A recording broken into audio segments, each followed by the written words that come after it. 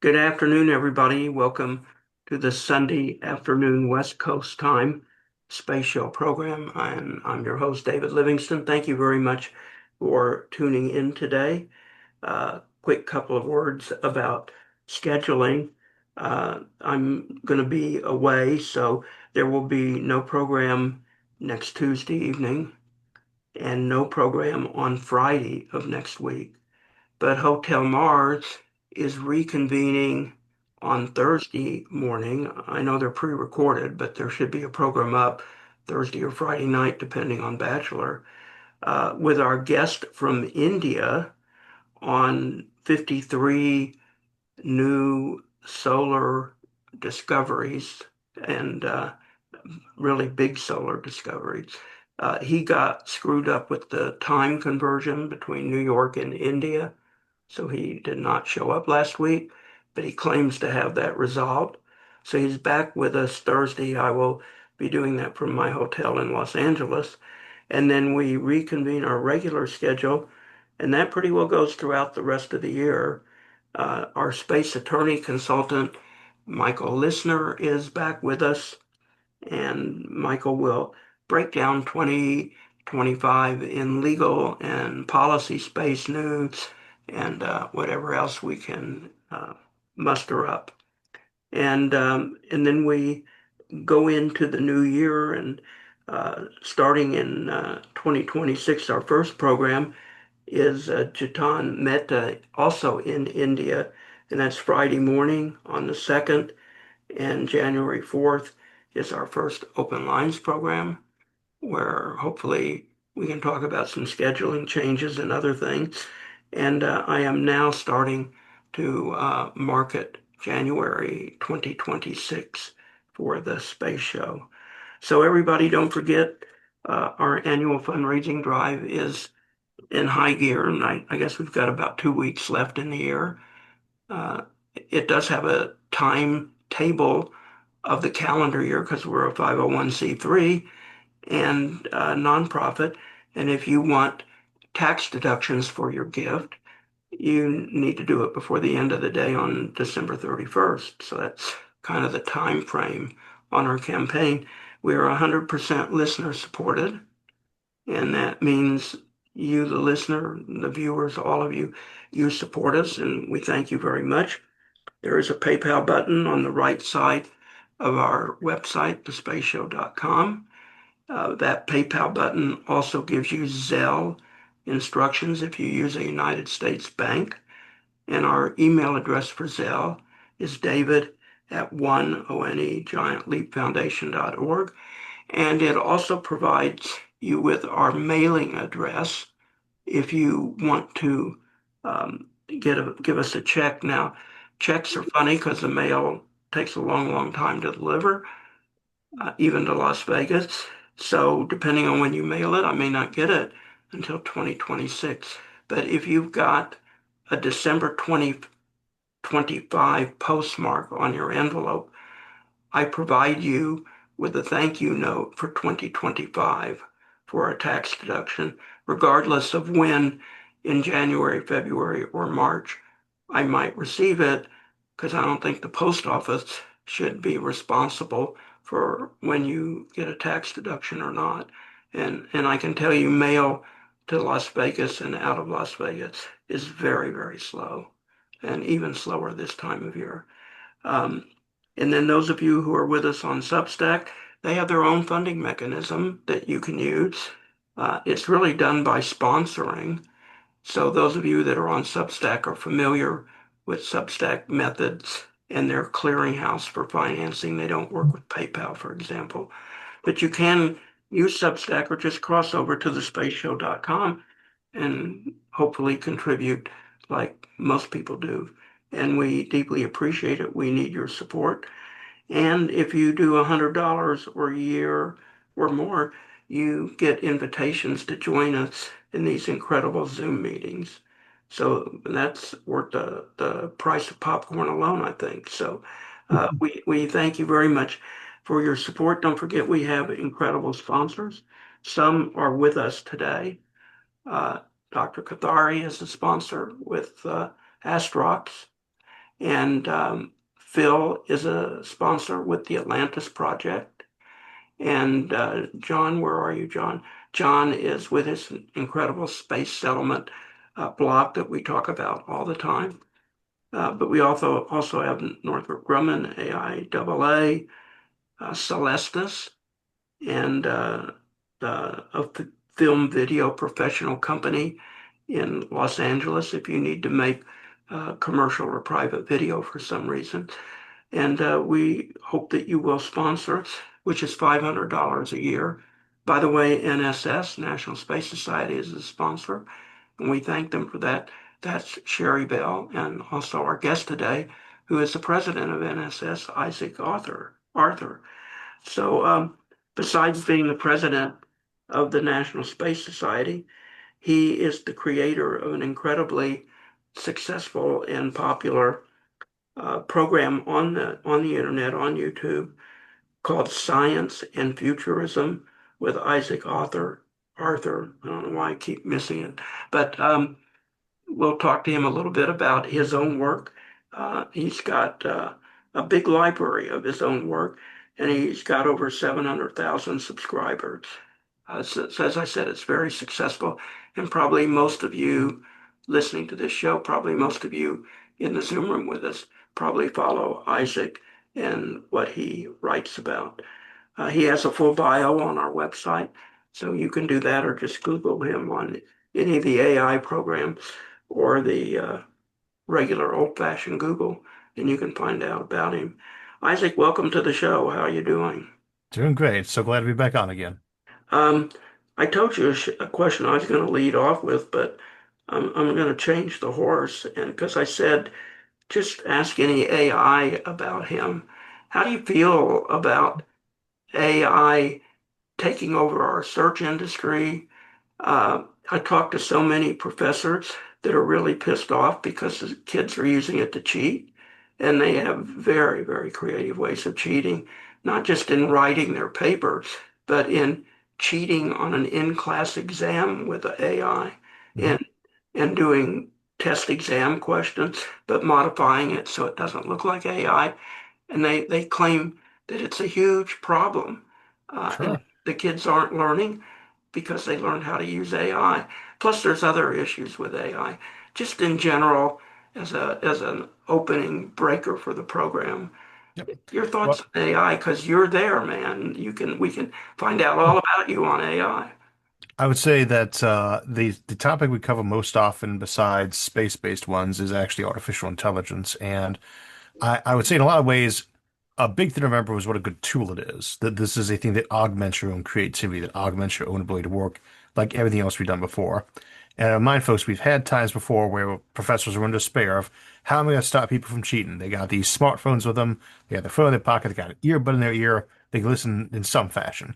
And students are going to try to cheat. And I would recommend all those students that you spend all the time you plan to use cheating to just do the actual homework. Because if you're trying to pass out an elective class you're never going to need again, maybe that's a legitimate conversation to have people and say, as much as most of us like the Aristotelian idea of a wide liberal education, all sorts of topics, a focused in one just on your own field will probably tend to discourage a little bit of cheating because you're not trying to just survive this class that you're never going to use in your actual work job. Although a lot of times if you design your programs right, people will need to, and so it is themselves they're hurting. And that's always the case with cheating on things like that. The flip Mhm. side, though, is it's sort of like I was teaching one of my kids law and division recently. We homeschool, and we moved up to the double digit one. I had to take a little time to remember how do you do a double digit divisor of that, and because I haven't done that forever. And I started thinking, well, of course I haven't done that forever. Why would I? I use a calculator for that. And the thought is, well, you got to teach them how to do it so they can use the calculator better in the future. But a lot of times with any of these tools, the whole idea is this is something that's going to eliminate a certain area of work. The computer, right? The first job it replaced was computers.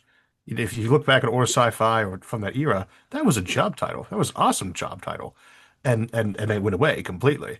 There are certain things that it's going to replace. For professors, all I can say is switch back to doing your testing in person. It's that's how we used to do it all the time anyway. That's your best methodology for it. Is it going to stop people from cheating? In many cases, yeah. The idea is to make it kind of harder, but no one's going to get out of their whole degree program. You just complete with a bachelor's in their own field having cheated the entire time. You're going to fail on that eventually. And for everybody else, they're punishing themselves. Don't worry about it. You know what those folks are. You're going to see the curve messing up on them. And if they come and get an A in your class, they should have got a B, and it's an elective. It's not that thing that you need to be having a hyperventilation over. There will be techniques for trying to limit it in the future. But one of the problems we have right now is that they say, well, we can use an AI detector. No, you can't. There are no valid AI detectors. That's more made up than polygraphs. There's no valid ones for that. And there won't be because they're going to get better and better at getting around them. There's way more motivation to find ways to get around them than there is for motivation to find ways to detect them. So get used to them as part of the landscape and assume they're going to have access to them and test accordingly. Make people write them out or type them out in classroom if you need to do a paper. Do all your testing in person, and that's your best option there. Same for our companies. Don't assume the resume you're being sent is written by the person who did it, but then they weren't doing it anyway. You don't ever rely on someone's resume they send to your company. That must be true. This is exactly how they write. They didn't get any help doing this at all. That's why we have in-person interviews or in Zoom interviews. And that just becomes part of the landscape. And then the other end is, if you really can't tell the difference, even you put a lot of effort into it, between them and something that's being augmented by an AI, it might not actually matter for your purposes as a business. It just means they learned a technology very well that's helping you. You care about results, and if you can't tell the difference on the origin, maybe it's not as big a deal. But that's the breathe deep and don't let it bother you too much aspect of it. On the other hand, it's still AI, and while we don't need to necessarily worry about Skynet or the Matrix, it's AI. It's going to be so disruptive at everything we do. Beneficial in many ways, but also disruptive. And that's been the case for so many technologies. This one's going to be no different and probably worse than most. And assuming we don't get wiped out, I think it's going to be on the positive side, mostly. Before we go to space, real quickly, when I was contemplating having my hearing surgery, which I did in April, I was going to all of the different AI programs Mhm. for information medically on the kind of surgery they were proposing and the success rate and everything about it. And I told the doctors I was getting my information from Anthropic and this one and that one. And two of them got really pissed at me. And they leveled complaints and said, it's one thing to ask these programs questions and stuff, but they can't give real medical advice because they don't have any intuitive skills about any of these medical problems or treatments or anything about it. And they're guiding users in dangerous directions, and then it interferes with how doctors can help them. And I thought about that. It was from one ENT doctor at UCLA. And so I took his answer and I did some AI searches on his answer. And surprisingly, he got confirmed by 100% of the different AI searches. I even used some of his language. Is it dangerous uh, for some kinds of searches uh, Absolutely. to AI, do you think? All technology is fundamentally dangerous. Technology is a door you open up. When you go through it, and how you go through it, and what you do on the other side is more a matter of how we're working as a civilization, as individuals. Of course, it's dangerous. But asking your best friend for advice on medicine, or there's this time-honored method of getting advice by asking the guy at the bar who likes to talk about everything, these were dangerous. The AI is not your doctor. Neither was Google. People use it all the time, though. And of course, if you've got hypochondria, then of course Google was your best friend. The AI is great for that. I've used it for small things like taking a photograph. Is this, an eczema outbreak or something else, or small things? What is this? Is this a bite mark? It's great for stuff like that. It's great for identifying things. It's great as a diagnostic tool to help people out. Um, it's going to be wrong sometimes, but so is a doctor too. It's learning where the technology is actually useful and how to fix it to be a little bit better that matters. Right now, our biggest problem is that people want to spend time with their doctors, and their doctors need to get the next person very quickly, and usually don't need too much more time to diagnose them. That's what a lot of work falls on nurses to do too. The AI doesn't mind talking to you as long as you want. It's happy to talk it through to you. You need to have a professional come in there and say, no, we checked this. You do not have cancer. Uh, the AI is going to mess up like that. If you've worked with AI, you know that, well, the analogy I like to use with it is AI is an awful lot like an intern. and says it's sometimes dishonest, sometimes it's lazy, it's often very enthusiastic, and sometimes it gets stoned off and hallucinates. So it's not a reliable person you want to use for everything. Will it get better? Yeah. Would people be foolish to use it as their primary doctor? Of course. Is it better than trying to guess your way through a copy of Grey's Anatomy? Yeah, probably. I mean, it's going to do better than just randomly guessing through Google. You just have to understand that, same for financial advice, it can walk you through all sorts of wonderful things on that, or how to fix your car. Same as going then and say, well, what do you do next? Maybe go watch a YouTube video on it. There are DIY videos on stuff on YouTube, and some of them are garbage. Some of them are really good. Um, we have this problem in our civilization right now trying to get a certain amount of curated veracity of material and trying to get the stuff that's not so good filtered out without taking the stuff that is good out and getting kind of subjective. This is another example of that. And it's one of those reasons why the most important thing to be teaching people tends to be critical thinking. We've gotten kind of away from that, I think, a little bit in schooling, and that's the one we really need. Almost anything else you can do academically is going to be something where we can make an AI or a specialized tool that's going to do it. Your ability to utilize these things is what matters. But is your doctor right to be angry about that? Not the patient. Depends on the person. My doctor, I told her that I was using it here and there as a diagnostic and found it handy, but not terribly reliable. And of course, she wasn't angry about that because she knows I'm a scientist, and that when I say that, I mean exactly that. I find it useful kind of figuring out what I need to be jotting down to ask my actual doctor. That makes life a little bit easier, but can be great for a diagnostic tool. Right? If it's useful, use it for what it's useful for, find its limits and ways to improve them and how to get around that. This is technology 101, and we mustn't be scared of it just because it's good at talking.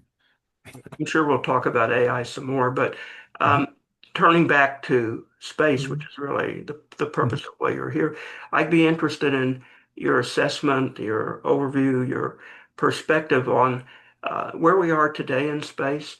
our national goals, our private sector goals, the policies, the programs we have. Do we really have a private sector space program instead of a public sector space program, as some people suggest? And where do you see us on a 2 decade, 20-year timeline in 5 year increments? Can you sort of do that in a summary fashion? And then from that, we can go into the weeds as people want to.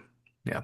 I would say the biggest one is whenever I'm trying to guess what things are like 20, 30 years in the future, I start by looking at what they were at 20 or 30 years ago, just as a kind of reminder of, or what did people think when they are looking for what to be 20 years ago. I have this one fun list of Asimov's predictions from the early 1980s, and it's got him standing next to a Tandy computer about how things are going to go in 2019, I think it was at the time. And, this is Asimov. He was good. He got a lot of stuff on the head, but more things than not, he was wrong about. And so I always try to have a certain amount of modesty when I try to do that one. I am not Asimov. And he missed a lot too. Same for Clark or other people who are just amazing at guessing these things. There's no crystal ball. 20 years ago, I remember hearing about SpaceX just kind of starting at that point in time. And I kind of rolled my eyes, and this is one more commercial space company that's gonna promise us the moon and deliver us nothing. I was wrong. I was completely wrong. And so Musk always gets a little extra credit on me because he can be quite he can be very much, a ringmaster of a circus for the purpose of like getting people encouraged, but he often pays off. And that's a thing to remember about a lot of these folks. Same for Bezos. They are moving us forward towards this. Not necessarily the way I'd do it, but they're doing, they're moving that needle where it gotten kind of stuck. In the 90s, you had already so much despair, but it's just not following up on the moon. So that's kind of the setting there is now. 20 years ago, we were stuck there talking about going to the moon, and now we're still talking about going to the moon again. Now it actually feels a lot more real, like that this is going to happen. And whether or not Artemis quite pulls it off on the timetable, I'm not sure, but it's going there. It's not going to be 20 years to on the moon again. And I think this time when it's there, it's going to stay there. Maybe not 100% of a year-round manning of the moon base, same as with Antarctic missions. It took us basically a century to go from people exploring parts of Antarctica to us actually building a base there. We need to be, mindful of that. We say, well, it's been 50 years since we went to the moon. So the moon is back on the table. It's going to happen. It's not going to be one of those things we have to wait another 50 years, maybe 10, right? Hard to say. Mars, a little bit further out, we could easily get people on Mars in 20 years. That's possible. I don't want to say no on that, but that's a heavier lift too. And then that will depend a lot on how things go on the moon because there's so much we need to check there.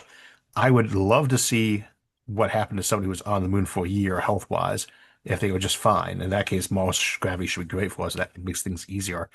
But 20 years from now, I hope we have a space station up there that actually has a rotating component or the whole thing that's set to roughly Martian gravity so we can study that. I would love to see, and I think we will see, some actual space tourism. But there's a lot of wild cards. We talk about what would get us into space in a big way. It's something that kind of be a piggyback. And the three big ones, space tourism being one of them, of course, people suggest, but the three big ones being asteroid mining, space-based solar power, or a space elevator that I hear talked about a lot. Any one of these options, if they became practical, and there's pathways that could permit that, suddenly lets us snowball into space that we're not talking a slow westward expansion of the pioneer, so to speak, and more like a 1849 gold rush situation. So if one of those happens, it snowballs quickly. I think we're gonna get there gradually one way or another. This is gonna be a great time for those who's been loving space and waiting impatiently for decades to see things rolling. It's here. It's rolling. It's already doing it. It's not like next year. We've made so much progress in the last decade. It's amazing. But this is the time to be alive for early space ventures. We have some guests on, some listeners on the space show. They're not in the room today, but they make a case for that we no longer really have an effective government program. Our program is really a private sector SpaceX controlled program. I'm sure you've heard that. I'm sure you're familiar with these representations. Yeah. What are your Well, thoughts on that? there's an element of truth that's subtly. I'd remind everyone that one of the big goals, certainly for the NSS, but for space enthusiasts in general, has been to see more commercialization of the space programs. So this is mostly a good thing. It would be nice if NASA had its own spaceships again. I think a lot of us would like that, but the shuttle program, obviously very controversial, and we'll bypass that. You can get up there on a commercial one, that's great. Is there a lot more commercial involvement with NASA? Yes.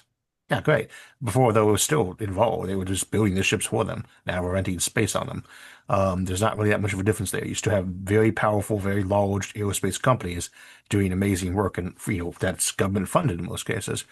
Um, I would like to see more of that because I don't think NASA's budget's going to be climbing up by orders of magnitude. And to get the kind of stuff we need done in space, we need a much bigger budget. And I think a lot of folks will feel like that is better done by private space venture.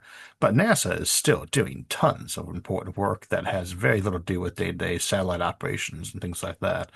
No one's really looking to deploy a Webb telescope 2.0 on the commercial side of things. That's NASA's job.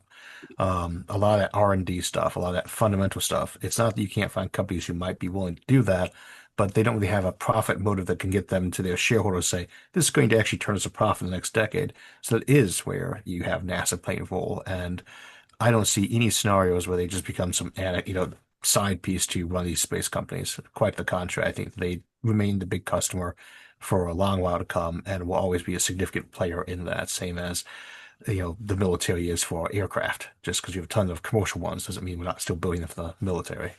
You did say we're going to the moon here, so you're very optimistic on that. Yep. Are we going to the moon before China goes? Would be one thing. Are we going to the moon as a private sector, largely private sector operation? Is Artemis going to evolve or cancel, like Mike Griffin is suggesting, who's coming on the space show in 10 days? How are we going to the moon, and can Artemis, as it's structured today, even with Isaacman, can it deliver? Well, that is one of those we'll have to see if he actually makes it through the process. He's basically where he was at in that process of getting the admin right before he was pulled before. So hopefully he makes it through, and I think he would be a good leader for that. Whether or not Artemis would do it, I don't think is the key thing. That would be nice if they do get themselves going. Then we'll be back on the moon again sooner than later. But it's going to happen regardless, even if it's a private company doing it. What China does or doesn't do is, to be honest, I've never been a big concern of mine. China off these off some big games. Sometimes they deliver, sometimes they don't. But we've been to the moon. We went there 6 times already. We get that record. It stays. If somebody managed to land there again before we do, I'd be mildly disappointed. But I'd be just happy to go back up there with an international team anyway. We did that. We planted the flag. It's ours. It stays there. We always get that number one, number two, number three, number four, number five, and number six slot. And right now, there's no number seven. Yeah, so in the long term, whoever gets seventh place is not, in my mind, a motivation for us to hurry up and do it the wrong way. And that's the thing is, we never lost the technology to go to the moon. We lost some specific versions where the people were retiring for didn't know how to do that rocket as well anymore. But we had problems pop up when we landed on the moon, like all that moon dust, and we had the issue of this is going to be really hard on equipment, and the only next logical step is probably to do a moon base. People tend to forget that space dust was a big issue on the moon. You know, it's sharp, it's bad on equipment, and there were so many areas we need to improve on. And yes, it's disappointing we haven't gone back since. We should have, but there was things to do that didn't really justify it right at that moment, and then kind of lost inertia.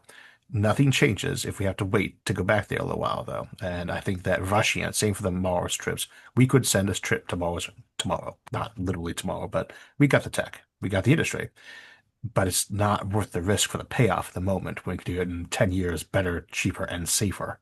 I don't want to send six astronauts and have to then send another team to go retrieve their corpses. You know, let's do it safe. Let's do it right. Bill, you want to say something? Yeah, so kind of along this vein, I one of the things I noticed about China is that they seem to have a plan. It's not very public, but they they have put set milestones in their plan. And I was wondering if like you've done a lot of research on a lot of topics. I was wondering if you've come across some really interesting efforts to make a plan or a roadmap with the detailed math, science. I mean, I've seen examples like Robert Zubrin's Mhm. plan to go to Mars. I think the NSS had a big, Yep. huge infographic once with all these steps in it about how we would colonize the solar system. It seems like a really interesting area. I don't know if NASA's ever published something like detailed like that. Like here's a 100-year plan for No. North America and its allies to get into space. Not that I'm aware of anyway, but like the roadmap you're referring to, the NSS roadmap was actually one of my first involvements with the NSS, and I ended up making a video series which of that particular version, which is version 3.0, I believe. And I ended up making a video series. That's how I got my Pioneer Award that ended up making me as the president sometime later. But we just finished the newest version of that. It's still in last minute editing, and I'm going to have to do another set of videos for that. I'm looking forward to that, but it's going to be time consuming because we decided this time we need to have a lot more detail.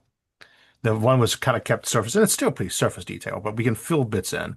The key is not to line up on anything too specific that's going to change in 5 years. But to me, you know, regardless of whatever else people feel we need to do, there's the base bones mission and there's the more serious one. And to me, any permanent moon base, for instance, I'd like to see us having a space station that could actually have a spaceship that could leave at any point in time to go rescue people off the moon. So we won't weather depend on it. You know, these are things like what are your benchmarks for absolute success? And as you know, Phil, I like to do things on a very big scale. So, you know, if you could send six people back to the moon or three people back to the moon, two people, you know, whatever it is, that's great. But I would like to see an established base there that was always manned by at least a dozen people, had rental labs for whatever countries or companies wanted to rent them out or Mhm. build theirs nearby. I'd like to see a nuclear reactor on that thing to handle the nighttime. And I'd like to see a bunch of other things that probably require a huge budget, but it won't require a huge budget 20 years down the road. You know, these Mhm. things keep getting easier and easier to do. So I'm a little bit more patient on that thing. And it's not a timeline thing for me. It's more of a forward progress thing.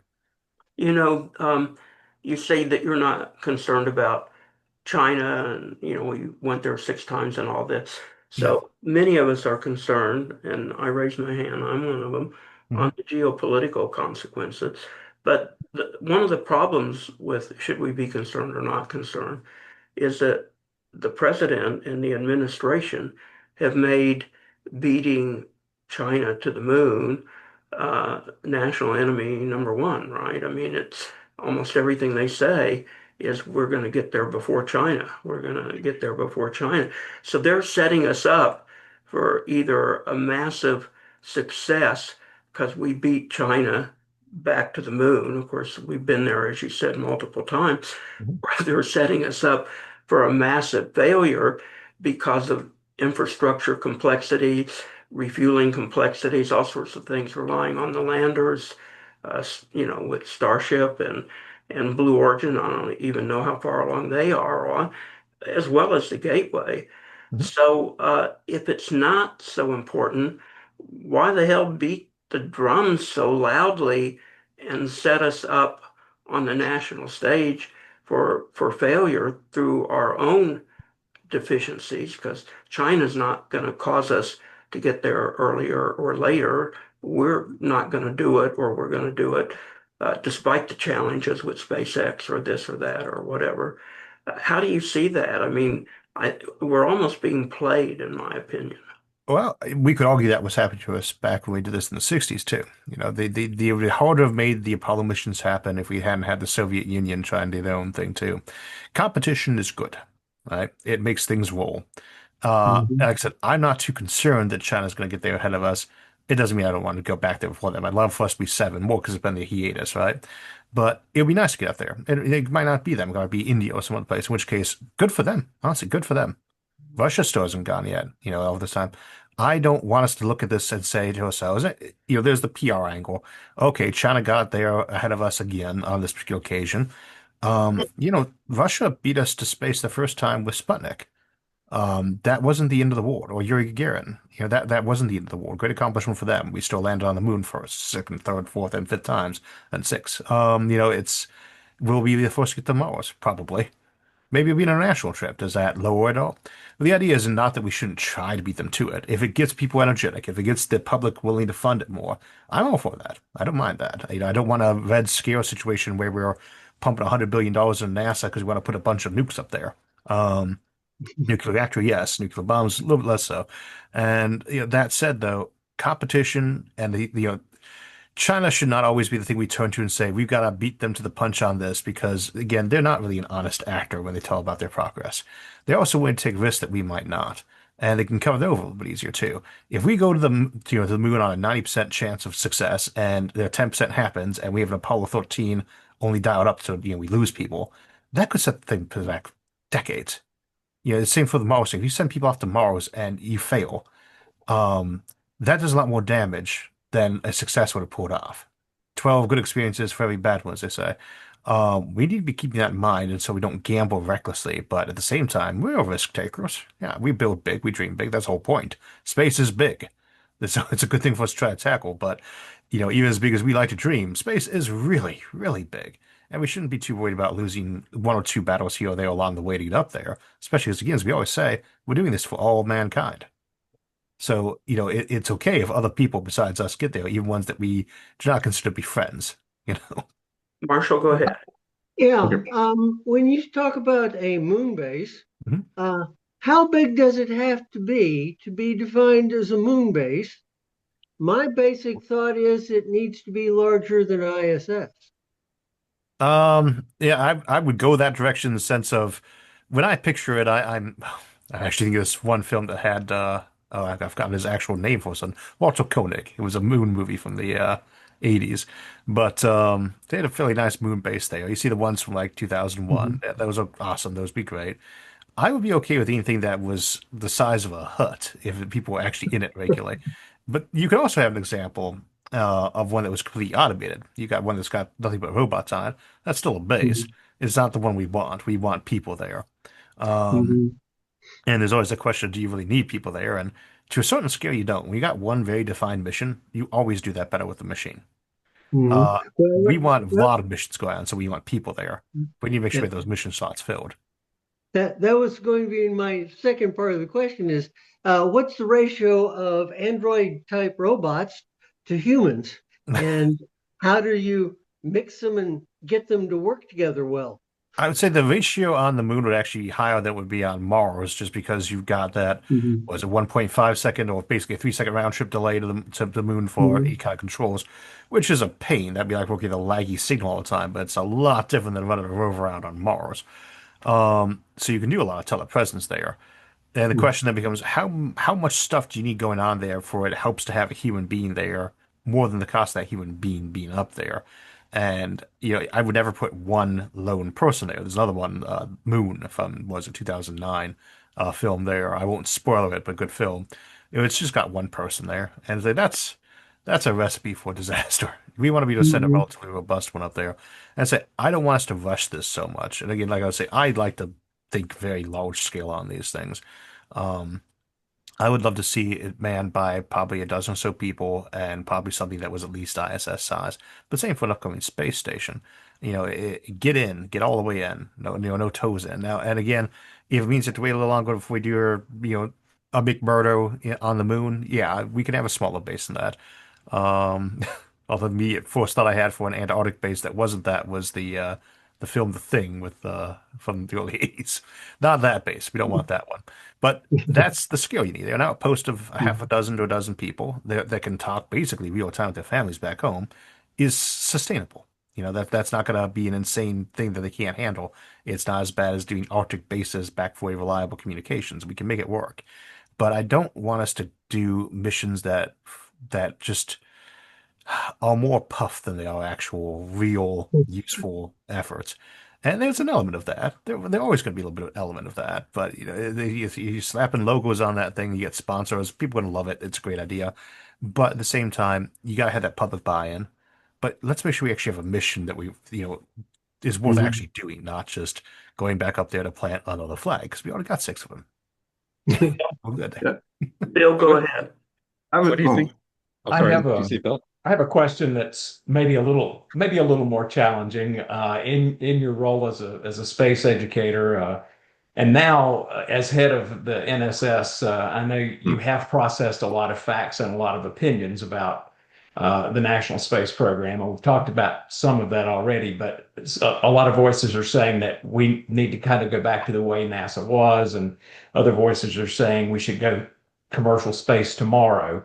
Assuming that Isaacman gets confirmed as the administrator and he has a reasonable budget, what changes do you think need to happen within NASA? What should he do differently going forward in NASA?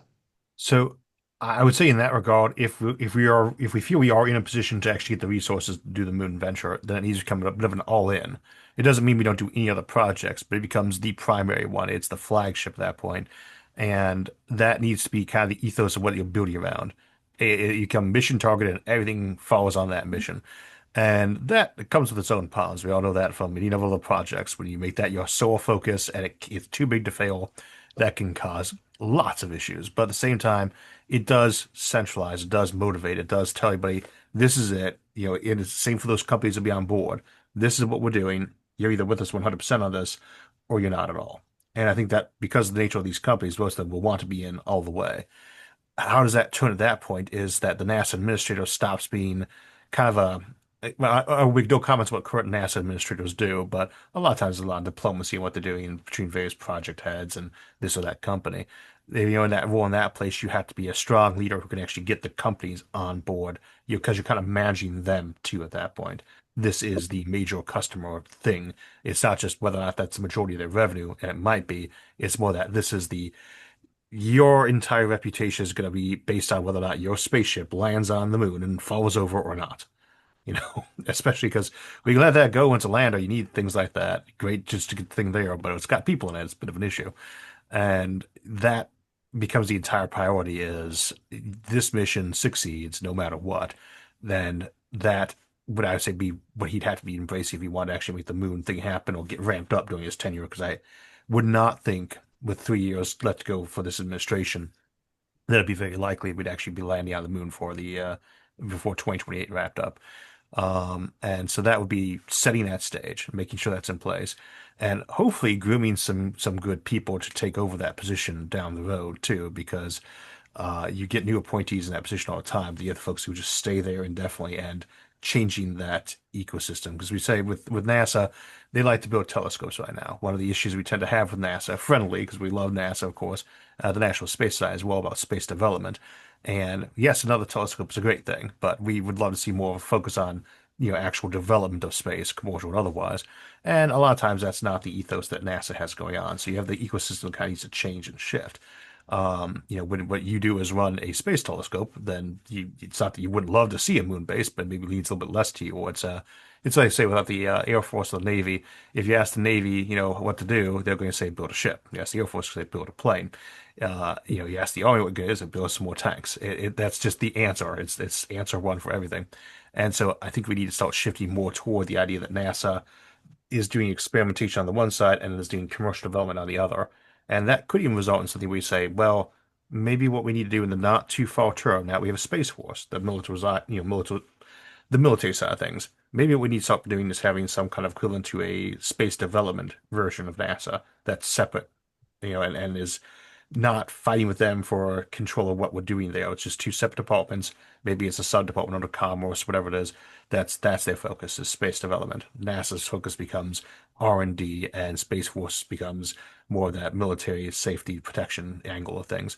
And that might be the way we need to start going, but that's going to depend so much on how things roll out with these upcoming missions. So, and as So strong leadership, you're yeah. saying strong leadership is needed.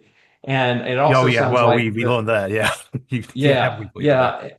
yeah. And this year's budget debates about kind of like how decimated science, the science line item was. You're saying that might be resolved by having a separate organization that's more I don't space think it would resolve development the. focused. Yeah, I don't think it would. I don't think it would resolve the current one per se, just because it'd be more. I don't think you could roll that out quite that fast. But yeah, you need, and this is a big one for budgeting, whether you're at the state or federal or local level, is you've got to fight tooth and nail for your projects. That's how it goes in government funding or in corporate funding too. And I'm not saying that NASA hasn't necessarily done that. I haven't seen the full extent of their operations, but they're not out there lobbying their favorite senator on X, Y project. And if you want space development to happen, you want space exploration to happen, you need to have a full focus on those when you're going to Congress and saying, can you give us another $10 billion, please? I don't think that anyone in Congress is particularly against funding NASA more. They just want to make sure they're getting, what they want out of it. And I think the idea of getting back to the moon is a big chunk of that. So if there's a program for that, then they need to be willing to fight to get that specific program funded. And that means they are never going to lose some funding to the other areas because even if Congress says, we'll give you an extra 10 billion. And we say, well, we wanted 12. Find 2 billion in your programs to cut to add to that then. That's kind of the way that works, and not always a bad thing when it does. Obviously, none of us are thrilled about cuts to NASA in any area, but they are happening, and we'll have to try to make sure that we come back and say, here's these new missions, here's these new projects, and here's why you should fund them enthusiastically and generously. And that comes on not just NASA, but the Planetary Society, the National Space Society, Space Settlements, all these groups that we have got to be willing to actually get out there, like we do for Mark Storm for the NSS, and go to your congressman and say, guys, this is why this is good. Please, please give us some more money. It's never going to work. You got to sell them on it. This dream. This is the story. And we want US to be running the story, not China, as you would. That's one reason why people do that. But this is what this future looks like. Help us make this possible. Is always going to sound better. So hopefully the next NASA administrator has some of that going on. So. Thanks. One thing I wanted to bring up was along with the earlier thing is the idea of China getting to the moon before we do in this return. I tend to think that might be positive for the U.S. space program because it would actually kind of shake things up and create maybe a degree of competition, maybe even between the parties that who can be better for space because we flopped on this one and now we got to come back stronger. So much of life is finding out, that silver lining to the cloud, right? And of course, it's also worth noting that thousands of people get struck by lightning looking for that silver lining in the clouds. But I mean, if China beats us there, then we can either give up, and people do that sometimes. Say, "Well, we lost. Let's not. We'll take our football and going home. Doesn't matter. No big deal." Or it could be one where we rally to it and say, "Well, they got us on that step. Now we have to find one even bigger and bolder to step forward on." And I'm okay with that scenario if that's what happens. I'd rather we got back there again first.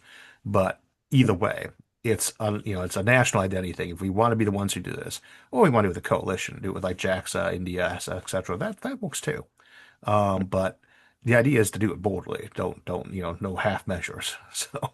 Well, I'm not suggesting we punt on this. I'm just saying that looking at the way things are going, I'm tending to think that may be where we're heading in terms of that. And then the second thing, of course, is will China be able to do anything more than just kind of redoing Apollo with what they're going to do? Or are they really going to have a sustainable moon presence with what they're doing? That's the other issue.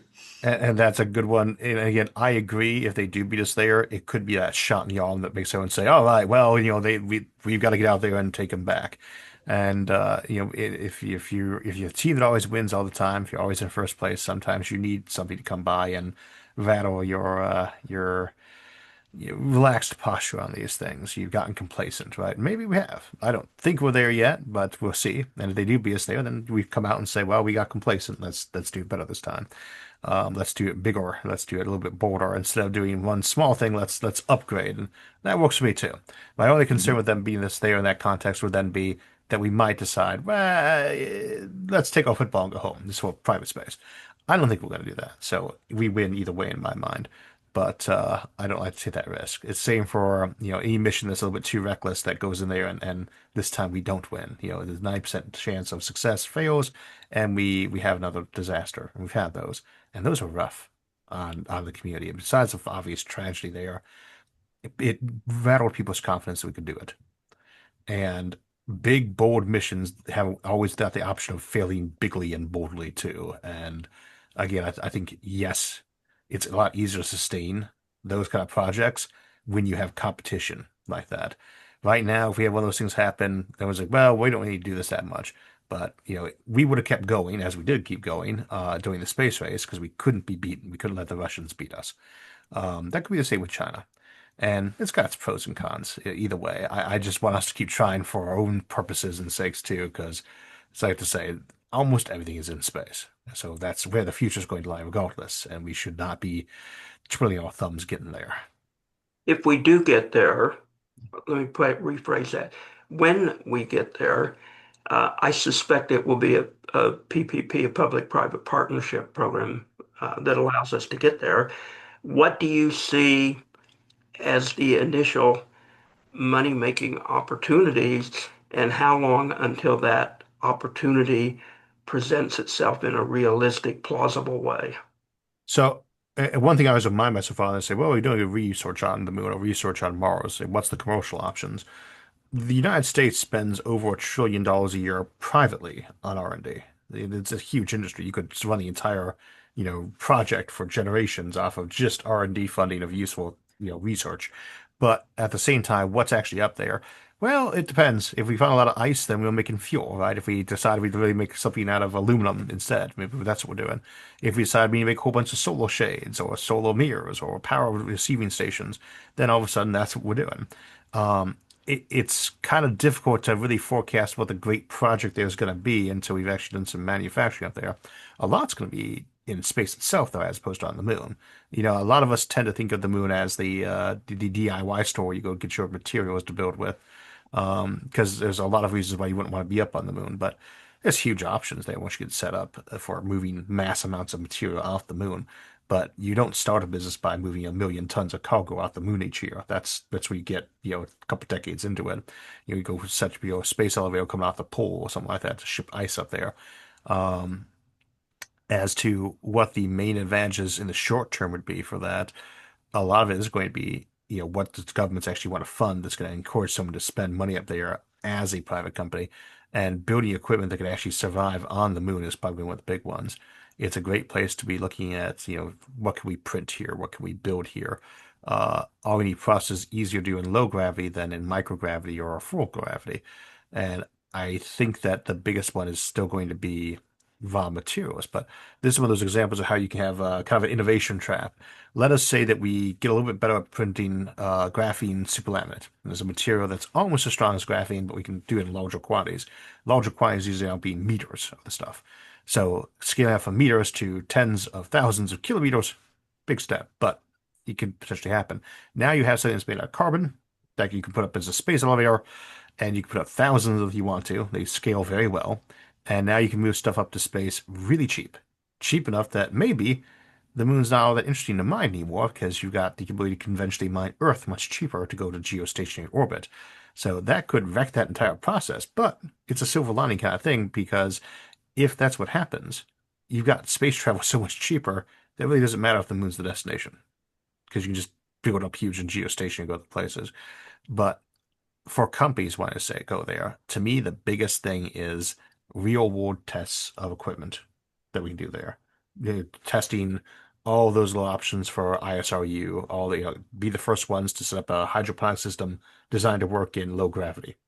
Be the first one to say, here's how we sinter this material, here's how we bake this one, here's how we managed to actually make a profitable use of 2 weeks of dark followed by 2 weeks of light. Maybe there's like, well, we found out how to grow algae for the dark period, during the light period, and then during the night we grow mushrooms off it. That's those steps there, and it's all R&D. There's no profit there initially, except as the government's your client or university's your client. But that's enough because there's trillions of dollars in government and university R&D to do that with. So that can keep us a pretty big project for a while. Prior to our getting to the moon, Mhm. uh, one of the things that you pretty much can't read about AI anymore without hearing about how much energy we need, and therefore Mhm. we need data centers. And now the controversial issue, it's controversial on the space show. It's controversial among some of the people that are in this room, and that is data centers in Leo. So, Yeah, I did an episode the on that, and arguments are abundant energy and no regulatory BS to put up with, yeah, yeah, all of that. Mhm. But others think that you can do them much more economically on Earth. And if you use nuclear power or thorium power or something, you can have all the abundant power you want if politicians will open up the power valves other than the way we get power today. Your thoughts on LEO or any kind of orbiting data center? I would say, so I am very pro-nuclear. I've lived next to a power plant most of my life. And it's actually one of those that has one of the worst safety records, and we all still have the right number of hands, fingers, toes, and eyes. There's no elevated cancer rate. Nuclear is safe when used safely. But we've been trying to convince people that for a long time. We're making progress for that reactor breakdown in Japan. That kind of set things back a little bit on that score. But right now, people don't really trust nuclear the same way, and solar's made amazing progress. If solar hadn't, maybe people would be more pro-nuclear at the moment. I don't know. That's another example of how improvements in one technology can actually kind of be a setback economically for another, because you say, well, in 10 years, we can have our product being this good at this process. And you get there and like, okay, well, this isn't profitable anymore because during that same 10 years, the other technology actually improved that we competed with. And so now the mark's up here. That can happen with a lot of technology. Data centers in space are, we did an episode on them back in September when Bezos made his comment about that. It's a possibility. It's one nice thing about if you want to send power down, and we think we could economically viably beam power down to Earth right now. People can debate that. There was that NASA report on that had the bad life cycle ages for them that kind of mess things up. But if you want to beam the energy down, that's great. But if you are doing the processing up there, that's even better. Everyone wants to build data centers, and that's still only about 1 or 2% of the power usage of industrialized countries, if memory serves. So it's not that huge. The real problem isn't the data centers needing the power for AI. People are not gonna change that much usage of these that fast. The issue is that we've been behind on the energy curve for a long time. We've been twiddling our thumbs. And we could all speak to, I'm sure we all have our opinions on whose fault that is. And some of those were for good reasons. There were concerns that this thing is going to wreck things. Okay, this might wreck the local ecology if we build this here. Well, this might be a traffic hazard. This one kills birds. This one, it potentially poisons people. These are real issues and they're legitimate ones. But we have not solved our energy issue. We do not have energy abundance. And AI and data centers is really a very tiny factor in that. We have not got enough power. They eating up, it becomes more of a motivation to start doing it. The biggest one I've seen for a lot of data centers is more that they've been trying to get local governments or state governments to give them permission to build power plants of their own, so they can just generate themselves off of natural gas or whatever it is. That's a big one for Ohio. But data centers do not use that much power compared to just the civilization as a whole. We are horribly short on power needs. One of the ways to do that would be up in space. One of the ways to get that energy used in space without have to mess around and beam it down with microwaves would be to do it as processing data and then you're just sending one comm laser down. That's not likely to be used for cutting cities in half, which is not what would happen with a microwave beam either, but is what people fear. Um, so yes, data centers in space, I'm all for giving it a try. It's got a lot of advantages regulatorily, and maybe in 5, 10 years, that's a much cheaper process too. We'll see how that looks. But I think that does tend to get a little bit overhyped.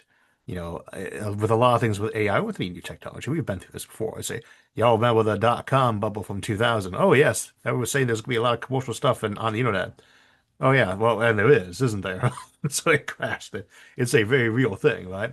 Same for things like Bitcoin. It was the biggest thing ever, and then it kind of got a little bit more normal. We adapt quickly, things stabilize. Exponential growth has a tendency to get dampened out. So AI is going to be a big deal. It's going to need a lot of data processing. We're going to need a lot of big data centers. We're going to need more power, but we need that for everything. We need more energy. Space is one place to get that. Nuclear is another. I'm good with all of the above, and for a reason. You might find out that one way of generating power gets you power for, I don't know, X dollars per kilowatt. Another one gets you 90% of X per kilowatt. Another one's 1.1 X per kilowatt. That's great. Build all three because then you're not susceptible to a cartel telling you this is how much we decided to charge for your fuel this month. Then you're not susceptible to something that changes the economic circumstances just a little bit. It basically becomes a commodity currency when you only have one way to generate power, and then you put a knife to your throat. Be diverse with your energy supply, even when one option is not quite as good as another, and rely on technology to kind of improve one of them as they go, because the funding's there if there's there. That's not to say you want to say doing price controls and fixing, but we have methods of doing this. We need more energy, not just for AI, not just from space. We need more energy, period. AJ? Yeah, I was going to ask some other question, but now that nuclear and thorium has been brought up, I'll just mention a few things about that. And you mentioned Chernobyl and 3 Mile Island and Fukushima, etc. The advanced reactors that we have now, the Generation 4 reactor of that, molten salt reactor with thorium or uranium-235, doesn't matter. Utterly safe. Huh? Utterly safe, yeah. Very sure, totally safe. So I would think that is going to, even in spite of whatever people think at this point in time, but I think, I mean, that's going to change the people's perception of ability for this kind of nuclear power plant. I mean, I agree with you that the data center is a small part of the energy equation and all that. What we really need is a lot of energy for civilization here and also in other countries and everywhere else, And I think that this molten salt reactor, especially with thorium, which is what I've been, talking about, can solve that problem. And in doing that, it can solve the data center problem also. What is your thinking on that? Yes, absolutely. I love molten salt as an option. I love pebble bed. There are a lot of options. I build them. For God's sakes, energy is what we run on. It is literally what we run on. It's the fuel of our economy. Everything gets cheaper when you have more energy at cheaper prices. The cost of fertilizer, the cost of your tractor parts, all these things come down to the cost of energy. And we had concerns about that. We all know what they were in the 90s and 2000s. And the idea was, let's get more efficient. That was a good goal. We did really good on that too. We got way more efficient. But the mistake there was the idea that we should not be getting more efficient, but we should be cutting our power supply. What we should be aiming to do is get more efficient and build more power. We have a lot of folks who need energy still. This is a problem that we can't solve by just picking one thing and doing a little bit. We need to robustly build more and more power generation of any and all types. Because again, if you limit yourself just to one option, and this is again, I'm a huge fan of nuclear. I think the Generation 4 reactor is all the way to go. But I don't want to just go there. I want to see improvements in solar. I want to see improvements in tidal generation. I want to see improvements in space-based solar actually getting some test products going. I want to see thorium get advanced. How do we possibly lose on these things? Energy is a multi-trillion-dollar a year economy in the US alone. Across the planet, it's, I want to say 10 trillion, but I haven't checked that recently. That's a lot. And we need more. So that being the case, let's say we're throwing $20 billion a year at each of 10 different major ways of doing energy just on R&D. How does this not work out as a profit for us in the long term? This is a great way to go for research. Robust research to improve our capacity for industry, for energy generation, for overall prosperity is a great feedback loop. And that doesn't mean you don't try to get more green and efficient with it. We can walk and chew bubble gum. So Isaac, I agree with you. All these things that we are talking about, the increasing the efficiency of the power grid, all those kinds of things help a little bit. Yeah, we call that good engineering. 5%, 10% at the most, but it really doesn't go to 50%. And what we need is a 50% type of a deal, type of a solution, which is what the nuclear or molten salt. What I'm saying is that other things are being done and should continue to be done to increase the efficiency, etc. But we should not lose sight of the main gorilla in the room, which is large amount of energy that is going to be required. and The that's amount of nuclear. energy in a kilogram of uranium, just like a regular cord, before you even throw it into a breeder reactor, just yellow cake uranium, huge compared to the equal amount of fossil fuels. There's ways to Yeah. improve efficiency beyond just your generating amount. You know, you get to boil the water so well. We're pretty good at that. But it becomes instead how much those components cost to build, how much those components cost to maintain. And that's where your additive manufacturing can suddenly make things way cheaper too. Silicon is dirt cheap, literally dirt cheap, and yet it can be expensive to make a solar panel, and they don't necessarily last long. There is room to improve all of these things in so many ways. And obviously, it's never a good idea to just throw money at a problem because then you just build a gigantic trough that you never get rid of and doesn't work well. But strategic, wise use of these things, which we've gotten very good at in the last century, we know how to fund projects properly so they work well. Then yes, I think that for I live in Ohio. Solar could work here. It does to some degree, but nuclear works really well here too. So I'd like to see more research there. Live in an area where it's hard to get energy to. That's where it's really nice to be able to beam power down from space. It's really nice to have base load, and that's the biggest one is there's so many things we can do for power generation, but we need base load power generation. And the only one that's a good base load that's Earth-based. You can do it in space again. Your only Earth-based base load power generation that isn't made of dead dinosaurs is uranium and thorium potentially too, but we need nuclear for baseload power generation. Right. And that's the key there in my mind is you have to sell people on that importance. Baseload power generation needs to go up. So Okay. Isaac, I have sort of a social take on this, so I'm going to ask you for sort of a social answer. It's not really quantitative, but I interview a lot of people, and they say pretty much what you're saying, and maybe more or less with what AJ is proposing. But your comments and these other comments, they don't go viral to the people that need to hear them and that make policy. Mhm. So we are always a million steps behind your thinking, AJ's thinking, a lot of other people's thinkings that have come via the space show, and they're out there. There's other programs too. Why is that so? Why is it so difficult for a broad view, such as what you're talking about, to be attractive to people that actually have the power to make your vision and other people's vision start to materialize? And why are we always stuck playing catch up with antiquated crap? That's 3 in the afternoon. Yeah.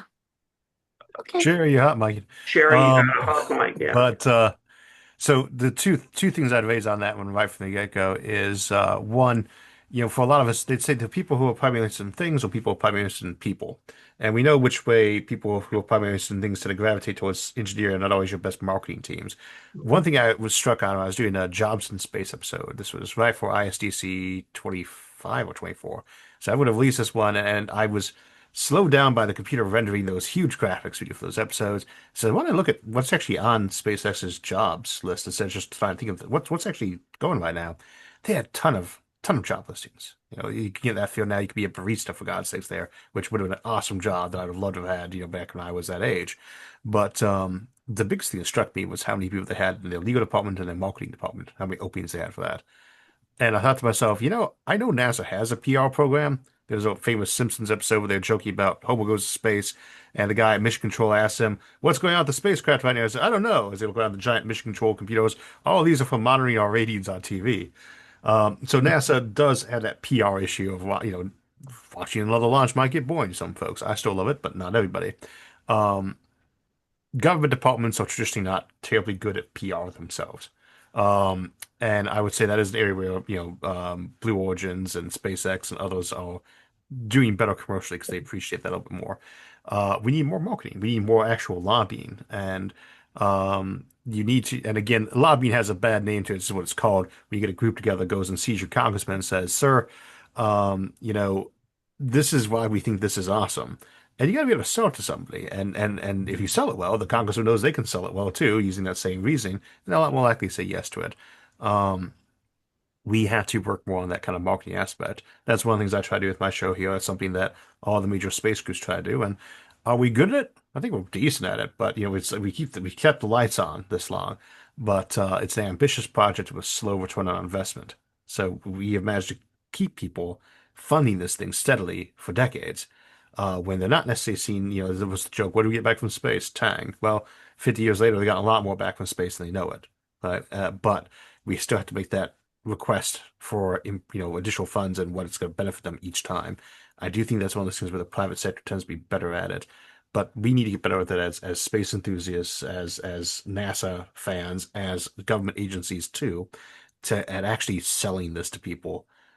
And that does not always come off very well because I do not think that NASA is going to be very good at making viral videos. But that's not what it was. Let's run out and chase a bunch of social influencers and see if they can make us sound interesting to people. We tried things like that before too, and it doesn't tend to work out as planned. Oh, if I may ask, you mentioned that you're from Ohio, and Yep. this is sort of a follow up on David's point. You're from Ohio. Just 2 years ago, a year and a half ago, something like that, J.D. Vance was the senator from Ohio. And do you have any idea, or do you have any connections? I mean, is this to be able to talk to, I don't know if you know the Jacob Reese is his name or So- not. He's the chief of staff. He was the chief of staff for the Senate also. I don't know if it is possible for NSS and TSS to get together and make a pitch for the nuclear thing also along with the space thing. But can we do something together like that to JD? To Uh, JD. I don't know him as I've met him once in passing. He's from the southern part of the state. Other two senators I've met more. The newest one, John Houston, used to be my actual boss for some years at the other side of the shop for Secretary of State's office. And they are all space enthusiasts. We got Glenn, you got Congressman. Uh, there are Max Miller, for instance, as his congressional district is where Glenn's at. They're involved. Folks like Ted Cruz or Senator Kelly, they're very involved too. There's an interest there. And you can reach out and contact these people. This is the saddest thing is how often people don't realize how easy it is to actually get to see your congressperson. I Actually, bet, yeah, I was at the vice president's home yeah, on Tuesday for a Christmas party, yeah. and And I've met him and I've before that also a couple of times before. But they're it's really very very approachable. it's And I mean, very it depends on the congressperson, obviously, but they tend to be more approachable. If you live in one that's got a space in the district as a thing that they're interested in it. But they all have their own special interest and focus for why they got in. And a lot of times you'll go for the low-hanging fruit. Find the ones that are generally already interested. George Whiteside's from California. Obviously, is a good example of that. He's very approachable to us for space things. Big surprise. Same for Senator Kelly or Senator Cruz, or from Senator Glenn back when he was around for us in Ohio. But then there's also the idea of trying to sell other folks on it, trying to run candidates that are pro-space and trying to convert people who already are. State governments too. I got asked just the other day what we could do at the state level to be building up aerospace here in Ohio. That's a big conversation they're having in our state house down in Columbus, where my wife serves.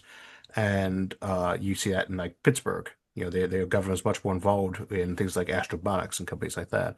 That is where we all have to kind of do our own, you know, personal efforts because that doesn't work well as a team. The effort always of like how are we going to lobby these people more effectively. You can do that, but then you hire a lobbying company to do that because they're going to do it better. Um, Individually, it's writing that letter, that actual genuine, sincere letter to your congressperson. It's talking to them, going to one of their events or town halls and asking, what do you have any interest in space? And the more they hear it, even if they're not really into it themselves, the more they'll be thinking, maybe I should be interested in this, or maybe I should have one of my aides take a big focus on this. And that's kind of the approach. It's just like anything else. You're going to have some that are not very interested in agriculture, but they have a lot of people in the district who are into farming. They're going to get interested in it. They have to, you know. I've done a I think lot that's of the that, approach. but it's not really necessarily worked in Mhm. terms of getting. I've talked to Jacob Reese and all that, but I think that we need to really together go and talk to these people about space, about the problem that we are having with going to the moon Mhm. and this other thing, the nuclear also at the same time. Yeah. So that's what I'm proposing, that we work on this together, Yeah. NSS and TSS both. And energy is another one of those ones where, because that does link over very well to that. I mean, obviously, my focus on space right now would be always pro nuclear, always pro space-based solar, but at the same time, those are all going to be different sides of the house. And there's a lot more. It's a lot easier to get people interested in building energy locally because it's obviously very important to the local economy of their district. I think there's a lot of desire right now for more baseload power generation, and it's just trying to get somebody really willing to, say, we're going to go ahead and push through regulations that are going to make this a little bit easier to do. Push through funding that makes it a little bit easier for these startups because there is such a capital investment on nuclear. And it has to actually come with a lot of PR saying why this is better. So what we do need, as you say, we need to work better on getting people interested in these power supplies. So, Isaac, I was wondering, like, often there's a discussion around why should we focus on space when there's so many problems on Earth. I was wondering what your take was if you were in the position where you had to convince somebody that it really is worth it to invest in space, what you would say. And I'm not so much thinking the ideas we've all heard, because we've all heard of space-based solar power and asteroid mining and things like that. I was thinking you've got exposure to some of the things we haven't heard about. Tell us what ideas you've come up with or seen that are really interesting. So when I talk about like why we should go to space, one of the things I like to bring up almost right away is that so many of the reasons why we tell people, it's exciting. We're like, well, if we don't go to space, we'd be wiped out by an asteroid. Yes, that's possible. To a space-based faring civilization, an asteroid coming toward your planet is no longer a catastrophe, the classic kind. It's might be an economic disaster because it might screw with the metal markets and having that cheap supply of metal right there with little delta V to get it, but that's about it. They become a tool at that point. Or maybe it's a nice Aldrin cycle waiting to happen. You sell people on space by reminding them that how big it is and that is where we want to eventually go. That's the place to expand. That final frontier thing is really the big selling point to it. But it has to come with certain realism. It's not going to save us from anything at all. It's nice to have your eggs outside of the basket, theoretically, but the only thing that kill off a civilization like ours right now, besides something extremely weird like a dwarf planet coming out of nowhere to collide with us, rogue black hole, which again, statistically very unlikely but possible, or a gamma ray burst aimed right at us, again, statistically improbable, especially next century or two. We all know we're going to get to space eventually. In the next century or two, not too likely to have an accident of these kind. The more likely issue is that you have something that kills us off like AI. Well, you can't escape that problem by going to space. The thing that is the biggest threat to humans for a long time now is humans or things that we would create like an AI. Those come with us. Everywhere we go, they go with us. So we bring those problems with us. It doesn't solve these problems this way. It just gives us so much more resources and so many more fresh horizons to go through. I like space because the big space habitats we talk about building in the more long term change the entire dynamic. They let you build new land, and what's more, you can move. If you don't like your neighbors or the space habitat, they move. You don't have to take over a country right next to you because you're afraid they're going to be a strategic like problem for you. Yeah, move or they move. Right? It changes a huge dynamic to our civilization that goes back before us. That territoriality starts disappearing in the classic sense. Not gone away completely, but changes. When you're selling people on this, you sell them on a story, right? It's one of the reasons I like to use science fiction so much in these discussions. It's one of the reasons why people tend to remember that a lot more than they remember facts about NASA, right? And when they do, it's the stories from NASA. It's like Apollo 13 or Apollo 11. That's what people remember the most because we want to see that story. It has to be a true story, because otherwise you're a con man. But you can still tell people a really good story about what that future looks like that makes them actually say, I want that to happen. I want to make that happen. And part of that story is you're telling to people, say, this is where you maybe your great grandkid's going to have a farm on Mars. Probably not that specific thing, but that might be what sells them. To your company, you say, I want you to see how we're going to just flood you with energy, cheap energy, and tell me what you're going to be able to do at that point in time. How much does that change your bottom line when suddenly you're paying 10% less for all your expenses? You sell that to countries on the National Security Fund, all the things you tell them the story of how this actually helps them out individually and why they want to be part of it. And that never has a one size fits all answer because not the same story for everybody. But you do build it up with the public. They want to be enthusiastic about it. They don't need to be sold too much on space. They love the idea already. You just have to make them believe that it's actually something we can make happen. Um, Everybody else, it's just telling them this is the place we want to be. But without overhyping it. I do not want it to be a space bubble. If we talk about like an AI bubble or .com bubble or property bubble, and some might say the Apollo missions in space race were kind of that way. I don't want that to be what happens with space. So we need to make sure whatever we're hyping up on this stuff is valid. That it's not going to be, hey, we get there and this is a great place to invest tons of money. And as much as we want everything to just avalanche quickly, we need to be patient too. We've only been going to space for 50 years. We're coming up the 100th anniversary of Goddard's rocket this, about 4 months here. It's not a long time as human civilization goes. So that story of what this looks like in deep time is what's going to keep people enthusiastic about it going forward. Let me ask you this. With such an optimistic future, what's the effect of the SpaceX IPO going to have on the U.S. economy? So, so I would Because if say, everybody's that positive, boy, it's going to be a banger. yeah, I would say for that kind of thing, our other vice president, our executive vice president, Hoyt Davidson, he knows more about stocks than I do. But in my experience with big IPOs, when they finally go public, they pretty much come out, pop up a little bit, pop down a little bit, stabilize, and very few surprises. I think part of that comes from the fact that you don't want surprises. No one wants surprises. And that goes, there you go, Mhm. IPO will be out there. I think a lot of people will buy it though. It's nice. You want to be a little bit involvement of that, but yeah, whether would you buy SpaceX stock? I would. Well, I'd buy an ETF Mhm. maybe that did for reporting purposes, but it's a 100% ETF SpaceX stock or something. Mhm. Same for like Rocket Labs. It's just nice to be say a little piece of that and say I got a piece of that. Mhm. That's one reason why people buy stocks. Uh, will it have a huge effect on the economy when SpaceX goes IPO or something? Nah, some, but as a rule, yeah, I think it would be a little underwhelming to expect it to explode or collapse.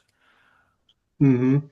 Well, I think the real economic value is in Starlink, and Starlink basically, instead of just having, your local telephone company Yeah. that cooperates with other telephone companies, it's all in one place, and it's not local, it's the whole worldwide. And since Starlink has basically been doubling in revenue every year for the Mhm. last 3 years. That's where I think the big economic boom is going to come from, Yeah. and it will show up in the stock. Will you say what is the customer basis on this? I use this example with technology like Mm. groceries. Uh, There was time people get them delivered. Sometimes you go pick them up. Sometimes it varies over time where people getting them either mhm, delivered to the home or not. And it's always about the convenience angle. You say, what is the actual product people want? They want relatively cheap, high quality groceries in their fridge. So if you can actually provide that directly as a service, you'll put every other person out of business on delivery side of grocery stores.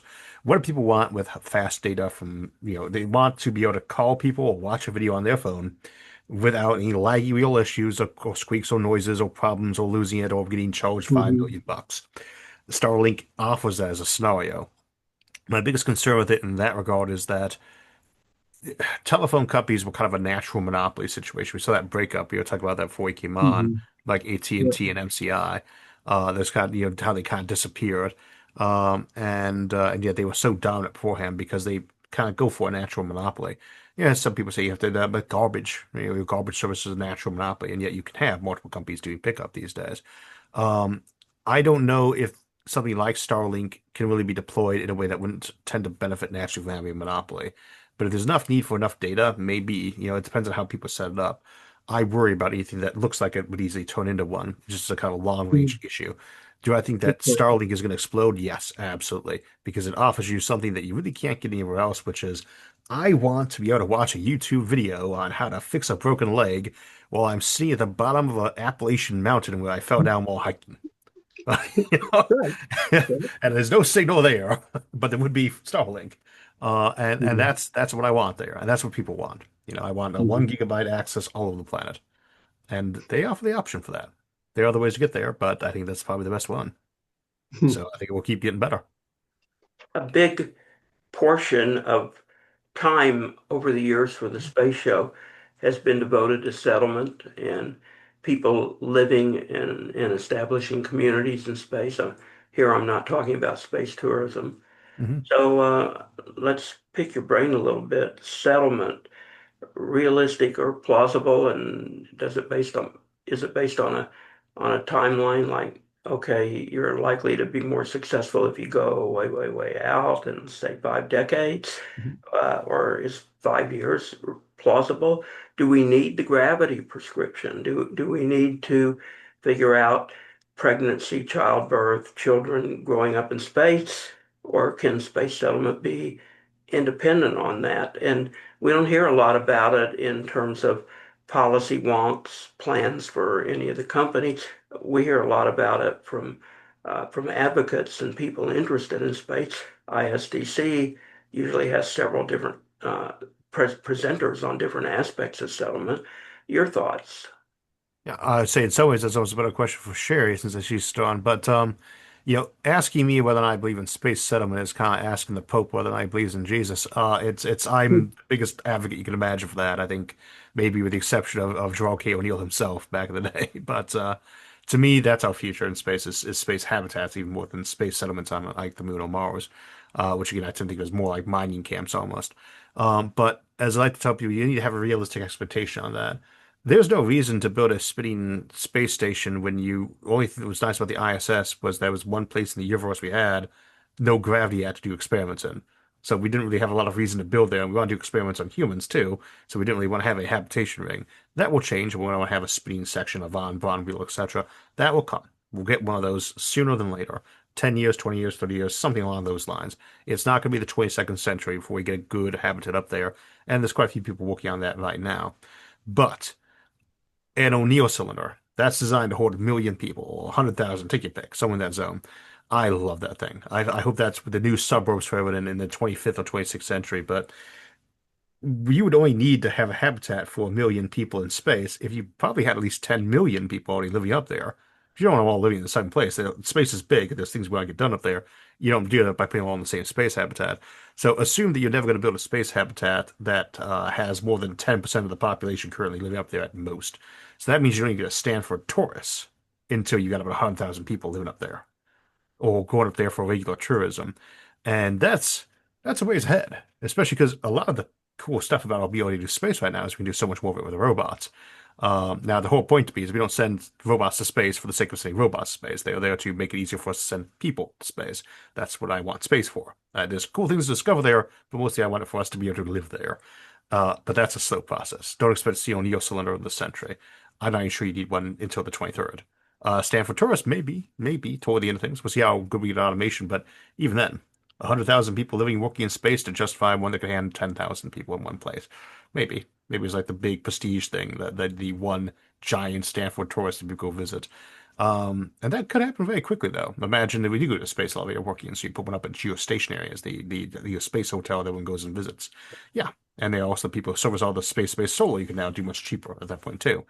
So you can never really predict the layout or rollout on these things, but that is the big one for me. We'll do it slowly. People land in 1492, and New York City doesn't have 30,000 people until 1792. That's just how they work. The 3 centuries. Same for Philadelphia. That's a long time, right? We need to be patient about it. But is the reason to go to space to live there? Yes, to me, that's absolutely the case. Space settlement's the main purpose. There's very little we need space for otherwise. Orbital space, yeah. Low Earth orbit. That's not really space. That's 200 miles above us. That's shorter than most states are. That's basically Earth. It's still in the atmosphere, technically, right? Albeit way above the carbon line.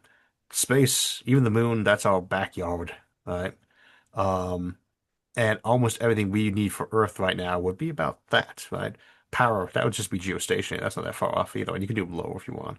Space settlement is about getting new homes for humanity. It's not about just things that would benefit Earth. And that's why it takes a long time, because you need to have that push. And between the Green Revolution and a dwindling off of population growth. We're not really as worried about a Malthusian catastrophe. That was a big motivation in the 70s. You saw that in all the fiction of that era. It was like, was it Silent Running or Cool Running and Silent Running or, Soylent Green? There's folks that we're going to be overpopulated and we're all going to die off of a Malthusian catastrophe. We need space. Well, that's not as much concern at the moment. And sometimes we even worry that we might lose people, right? But at some point, you need more space for humanity. You need to find more space for humanity, and as it turns out, space has a lot of it. That to me remains the point of space. Everything else is just handy or stepping stone. Gravity Question. prescription necessary for So, children? Say again, please. Gravity prescription necessary for children to have settlement? For humans, yeah. It doesn't have to be humans because again, we can that word's mutable, right? Maybe it's the original word of cyborg. Well, I've gotten so familiar with the original term there, which is from Jack Williams, same guy who gave us terraforming.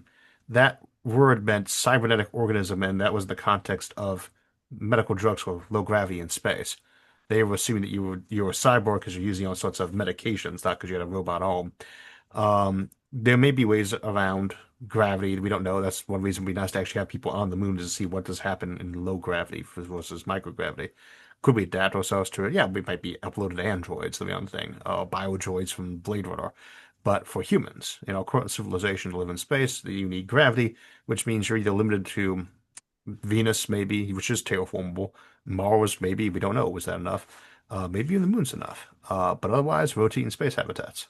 And they are so much cheaper to build than, in terms of mass usage compared to a planet. So I think that is the reason why you go that way. So yes, gravity, at least for human civilization. And the thing is, you can send visitors wherever you want. You're moving to put humans out there. You're moving our ecosystems too. Are we going to modify every last creature to live without gravity? That's going to be completely new ecosystems. I'm not saying that wouldn't be fun to do that. I'm sure we will.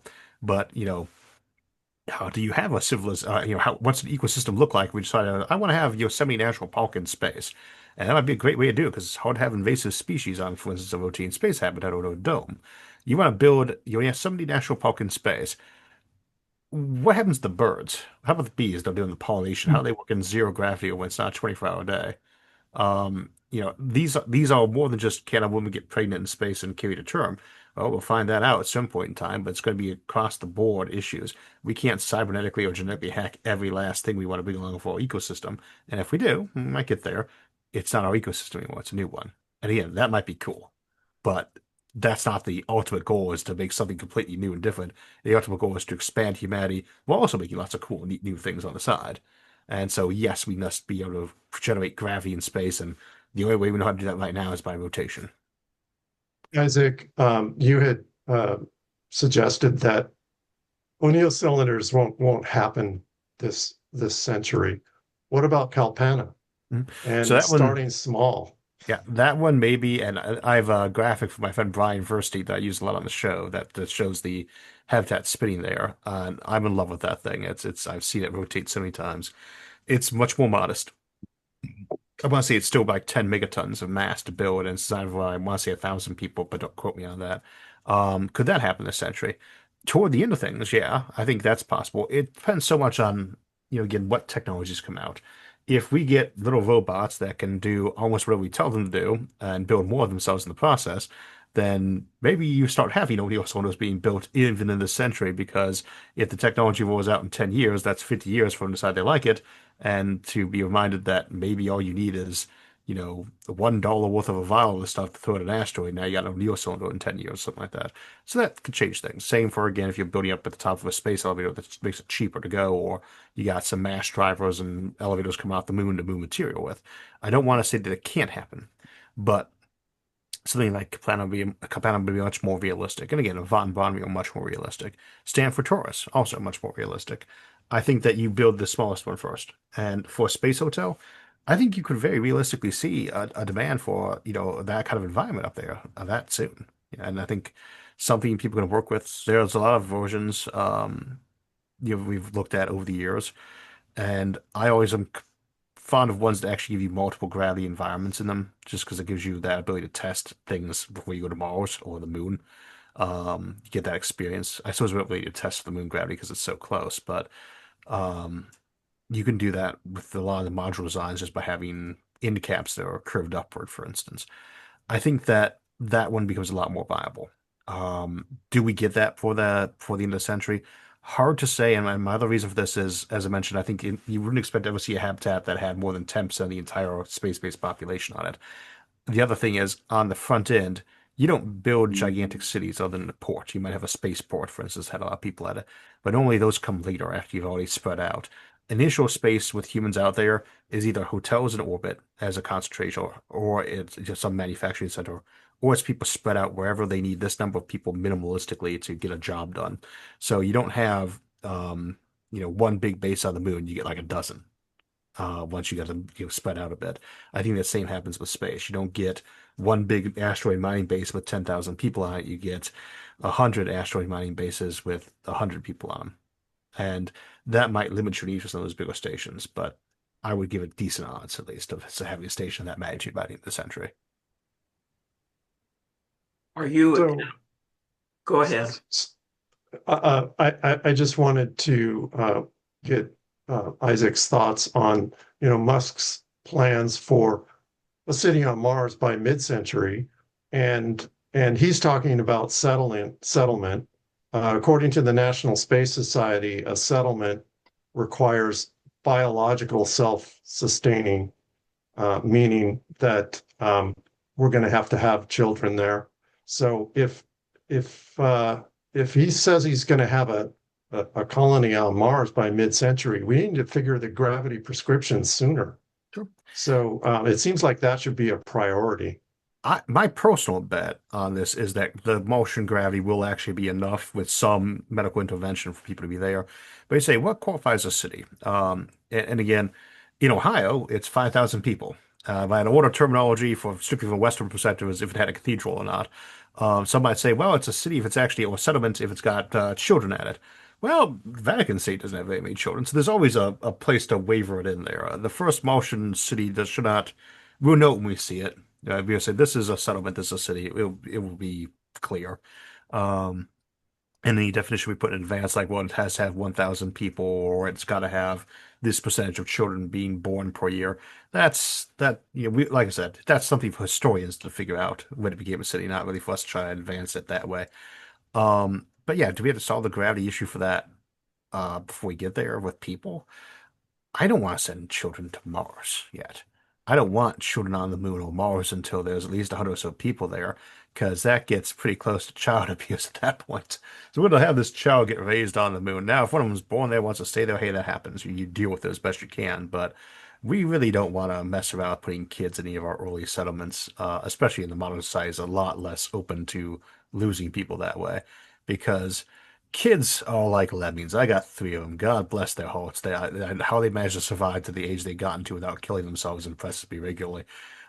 Space is really deadly, and So it would not. not So not a place Mars. for little kids. Not So only out. Musk's colony would not be biologically self-sustaining. I don't think it has to be, well, and now the other one is qualify what is biologically self-sustaining, because unless you have an entire planet, and Earth isn't a closed loop either. It changes with time. It's not static, and it has all the energy coming in from the sun. But we don't really want to be building completely self-sustaining things in this own solar system anyway. That's something you have to have with, stellar space colonies because of the speed of light. But inside the solar system, I really don't want to spawn a lot of completely independent colonies and settlements all over the place, because then they have little reasons to cooperate with everybody. Obviously, we don't want to have the diagonal held to the throat where it's like, you must get your oxygen from us. But, this is not a sci-fi movie. Water and air are not things you run out of in space, not on asteroids and Mars, not for drinking or breathing. Um, does it need to be completely self-sustaining? Is McMurdo? I'd call it a settlement. McMurdo is a huge place these days. It's got all sorts of little facilities you'd associate to that. It's got like 3 boroughs last I checked, which is worrisome. But there's a lot of people there. I grew up as a settlement. When did it become, is it a city yet? I don't know. It can't be one, because those people can be citizens of Antarctica. Maybe no one could be a citizen of Mars yet either, probably some treaty thing. But, it wouldn't be biologically contained by any means. I don't think it could be for centuries, or with a lot of genetic tailoring, which opens up a new thing. So say about space is there may or may not be aliens out there, but once you're out there for a little bit, we'll run into them one way or another, even though they're just all cousins. You become pretty different when you're in a strange environment for a while, and you'd have to do that to make a contained environment on any planet other than Earth, because it's just not going to match, and those tiny differences really stack up in a complex system. The tiny little edge a predator has to get its prey on Earth might suddenly evaporate, and the ecosystem's 10% lower on gravity, just because it's so much easier to grab out of the air or something like that. I don't think it's realistic to say you have a genuine city on Mars by 2050, though. That doesn't feel like that's if it happens. And I mentioned this earlier, where Musk is concerned, he always gets a bit of a extra waiver from me just because my extreme skepticism about SpaceX originally. So he has a way of making things happen that I would not have expected to happen. That said, that would be a big push, and I'm not really sure I'm seeing the need for it. What's on Mars that's so valuable that we want to call you down on it that soon? Would I like to have that on the moon by 2050? Yes. It'd be a lot easier to make it happen on the moon too. Will we actually have a large city on the moon by 2050? I don't I don't see the urgency for that to happen. It's cool. It could happen though too, because you do have things snowball sometimes that way. But it's not what I think of as very likely to happen, to be honest. AJ? Yeah. I don't know if you saw this op-ed that Steve Cook wrote a few days ago or something like that. You have not? Okay. No, I've been off the news for the last few days. It's been early Christmas for Yeah. the kids, so that's been the Okay. big focus. Anyway, I was trying not to get myself hung while wrapping presents of hanging up lights. okay. Yeah. He said more or less the same thing that Mike Griffin said in the testimony that he gave to Herodopolis. Mhm. And basically, they said that we will need to build a lander, a smaller lander. Do you think it is possible to build a smaller lander in next 3, 4, 5 years, something like that, along the lines of what we had in Apollo, I Mhm. guess, but basically improved version of that, like LLM 17, I guess it was, or 18, which is LM 18, which was which Northrop Grumman at that time built. Do you think it's possible to build something like that? I mean, I asked Mike Griffin the same question, and he says, no, it cannot be done in 3 years. It'll take 5. What do you think? I always try to avoid we cannot do something.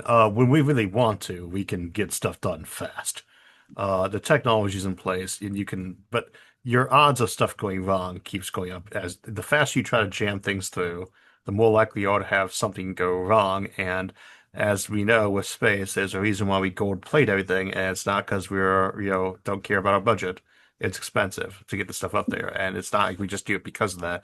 Everything that we do there is because when something breaks there, it's really hard to fix. So, and that means that if you're going to try to make something new, you have to prototype it. You have to put it through its paces.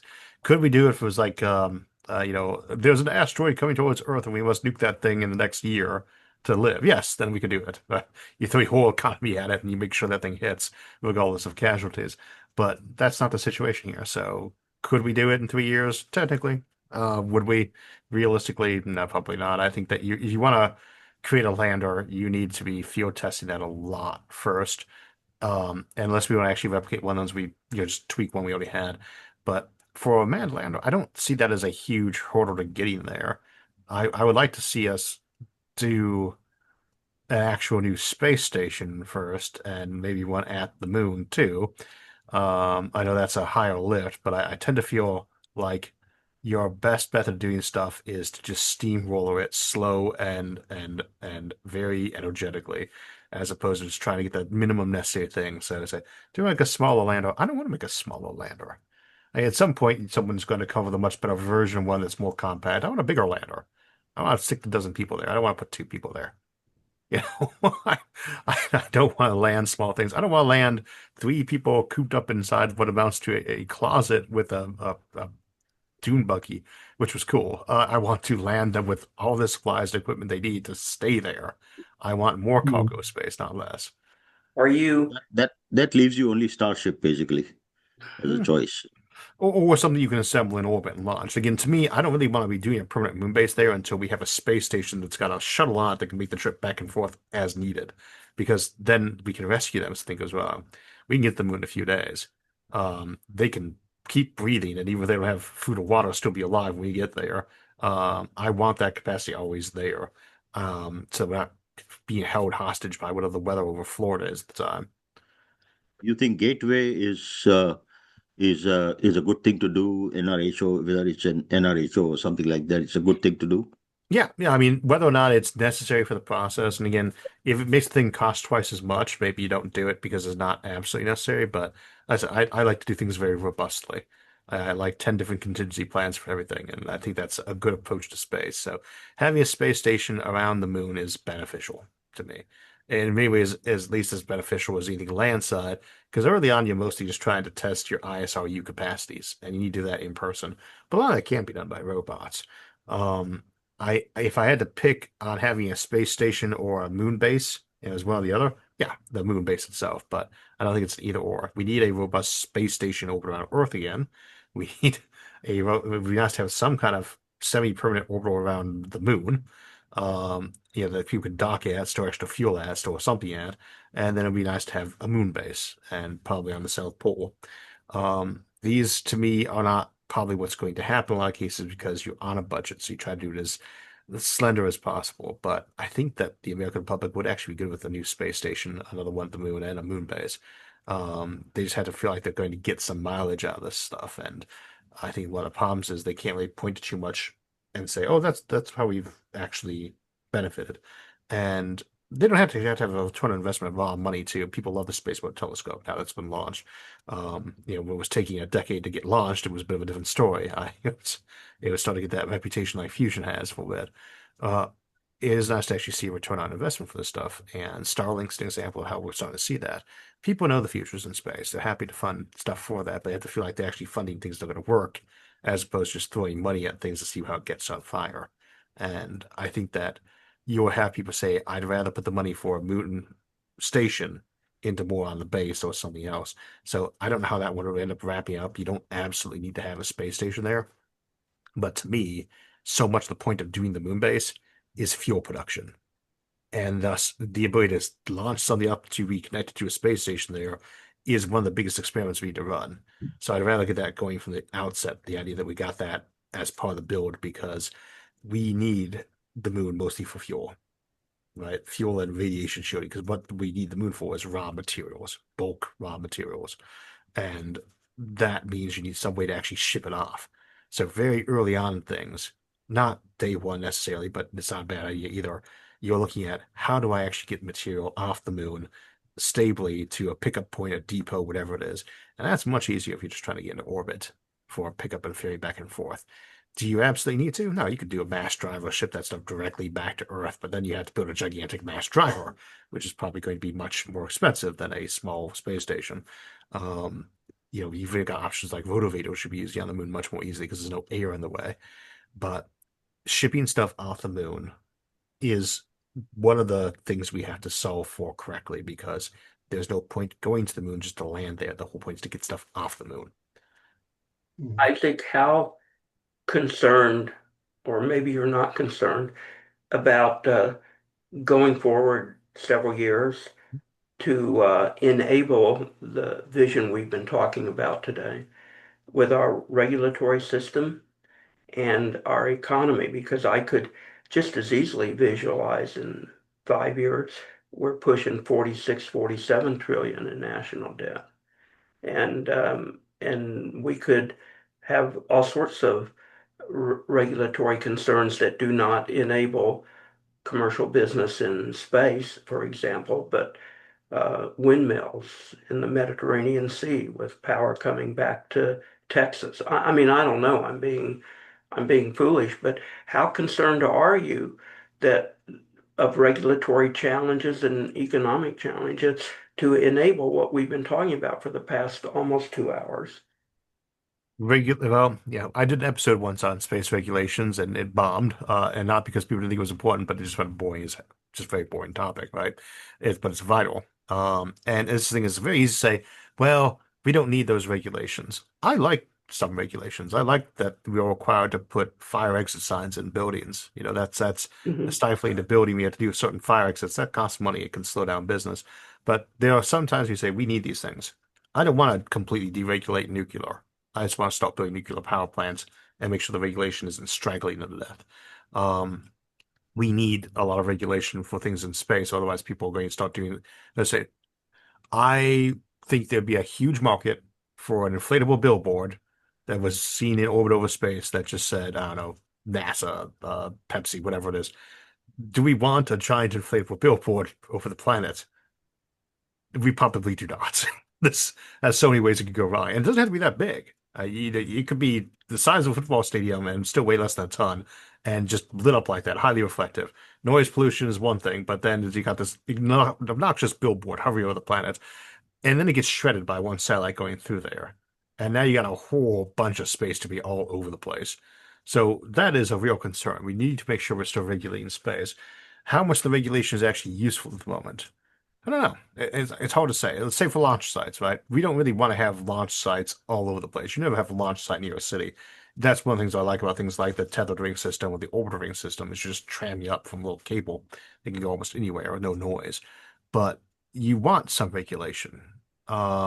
making that work effectively without stifling business is like juggling grenades, especially because a lot of those people have a great motivation for you to move just a little bit this way or that way on it. And again, most of those groups are not really trying to eliminate all of them or make tons that strangles everything, but it's that Balance point. thin line there, which is where all the profit for them is, or is the bit that's always in discussion. I think that if we're not careful, we could see space development get strangled very quickly by places that would really rather that they don't have the money to invest themselves since they'd rather nobody else did too. That's a concern too. We must not base everything on what other countries necessarily want. We must not feel like these treaties are the end all and be all of how we're going to develop space. But we do need to have them. We do need to have that. And UNOSA does a lot of good work on that. Dr. Rick Genet from the NSS has worked with them a lot this last year too, and they're very responsive. This is one thing is that there is a genuine international desire for economic commercial development space. It's not universal, and I was on the same page about it. So there is that concern. But for the most part, people are for it here in the US and elsewhere. So we just have to make sure we don't let ourselves get tripped up by strangling regulation. But that's true of everything. Everything that we want to do industrially or developmentally can be killed by bad regulation, and it happens sometimes too. That's where you have to be vigilant. That's where you have to make sure you're talking to your congressperson, make sure you're talking to your local government, make sure you are not letting this stuff be held up by foolish regulations, while at the same time you're not encouraging more ones that are more look good, feel good solutions to problems. We've done that with regulation a lot too. We need to make sure we're doing wise, smart things. And this is another example in space. There might not be aliens, but we never need them because we always have our own worst enemy, which is ourselves. And that's a great example of that could end up being a problem. But I think we will push through it one way or another because we all fundamentally want to get to space. What about our national spending and our budget deficit addictions? Do you see that as a threat to what we've been talking about if it continues to, go up and up and up, and can it be curtailed? Well, let me speak carefully on that one, just because I can make good arguments for why it's good to run a limited deficit at all times versus why you should pay it down, or is this a good idea in the long term? Should you ever be leveraged or in debt? And that's obviously a bit of a political and ethical question I would want to answer while speaking in the NSS or on my show format. I would say that no sane person thinks it's a wise idea to run debt up too fast you can't pay it off, or that that's indefinitely sustainable. And so at some point, if you keep spending on a lot of things, you have to start prioritizing what gets spent on.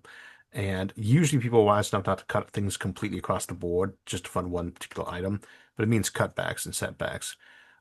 That's why private space, fundable space, things that make it commercially viable to do on its own are so important. And it's why it's good for us to invest in it now while we also still need to spend government money to that end. Because if that should happen, that the tap runs dry, as it were, then it's going to have to run on its own. And more to the point, it may have to run even more in the hole because you'd have higher taxes on a lot of the entities that were making money off of it to help pay for those things. So beyond that obvious question, which people have been debating for years, and I would say for my own part, I don't like deficits, and at the state level, you can't run them. You're not allowed to. But there are reasons why we do spend them that, things sometimes are considered important enough. Like you're in the middle of a war, it's a good idea to be willing to spend a deficit. So not a question that we can answer that's specific to space, but could we end up choking our own economy by having too much debt? Quite possibly. For those of you in the room with us, we're pushing 2 hours. So if you have something further that you would like to visit with Isaac on, you don't have a lot of time to do it. So this is your opportunity. I would like to ask one of the questions that problems with nuclear energy is waste. And in France, they recycle all the plutonium and they come out with strontium and cesium. It's only about 6% of the material that's recycled is that dangerous. And is there a way of disposing of it in space, such as a lava tube on the moon? Or do you think they would continue, disposing of it on Earth? And I would think getting rid of it so far away, people would go, "Oh, that's great. Might be worth it." So I will preface this with two comments. First, one man's waste is another man's treasure. Anything that's radioactive is incredibly valuable. You can use it to generate power off and nothing else. Throw it all in one big pit if you have to, and put a water reactor over top of it, a well-sealed one, and now you got a free power plant to keep your waste going for whatever, number of years is for the half-life of these things. But useless are a pretty short half-life too. The ones that have very high radioactivity, that's like raw money waiting to be recycled more properly, and that's more of a research effort. And France does a good job of that. I think we made a big mistake in the idea of having a centralized dumping ground in Nevada because they said, "Oh, okay, we'll take the money, build that," and I said, "No, we don't want that here," and that kind of set that back a bit. So we like here at our power plant near me, we still were sticking the thing underneath the place, still just building up. But it's really not that much. I mean, you could run nuclear power as the only power supply for the entire world for centuries and still not make a pile of radioactive material bigger than, a Walmart. Don't napkin math that one. It might not be quite on the line, but it's not a lot. As to Sending It Away, that's the second one. When I was a little kid, the first Superman movie I actually got to see in theater, if memory serves, was Quest for Peace. That's the one where Superman throws all the nuclear bombs into the sun.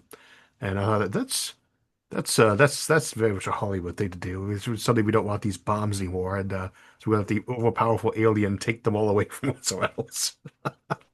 So if there's only one Superman, that seems like the plot of an alien invasion movie. But why would you throw those into the sun? So can we shoot all of our garbage in the sun?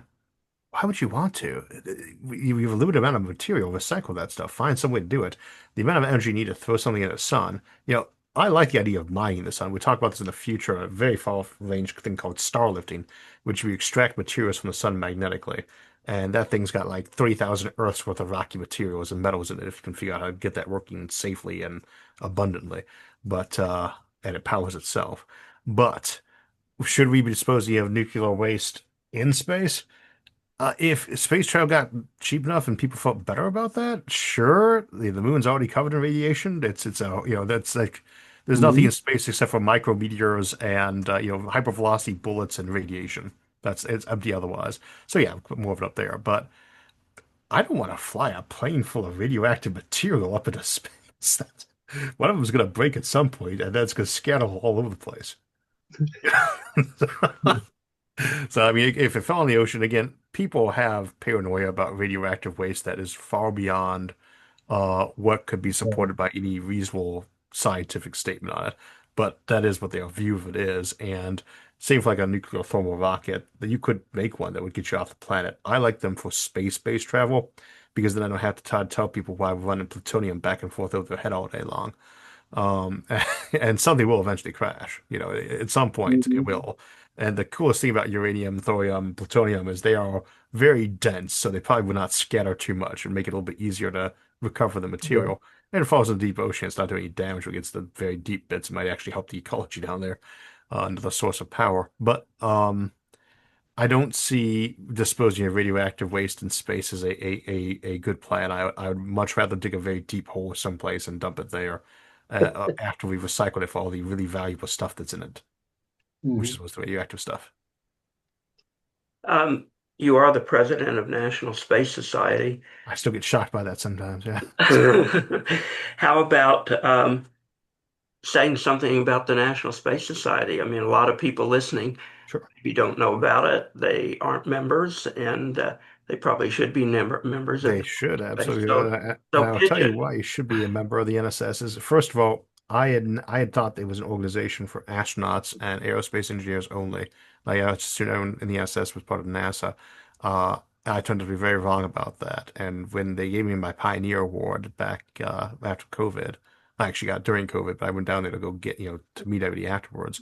I walked in the door, and within a few minutes, and my wife was with me this time. We were in DC at an ISTC. I thought to myself, where was this place my entire life? And of course, the answer was it was going on that entire time, and I just didn't know about it. And that's one of those problems is people think this is an organization for people who work in the space industry. And of course it is. Or this is an organization for astronauts. And of course it is. I've got to meet so many of them since I joined. And that's something you don't have to be present to meet people, just have to come. This is a place for people who are all about aerospace engineering. Of course it is. But it's also a place for people who just like space. So many of our members are working in other industries completely, and they just love what we do. They love the ability to help move forward that needle on space.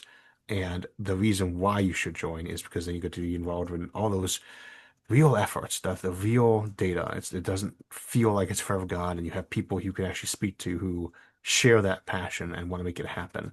So the same reason to join so many other organizations is because you share that dream. We share that dream, and if you come join with us, just come visit us on forums, come check out our YouTube page, wherever it is, you'll see why it is that you can feel confident that space is going to get developed. Maybe not as soon as we like, but it's going to happen, and it's going to happen because so many people believe in the cause and work for it. And we'd love for people to come join us and be part of that. Final question for you. See what your thoughts are on this. It's final unless somebody else wants to say something.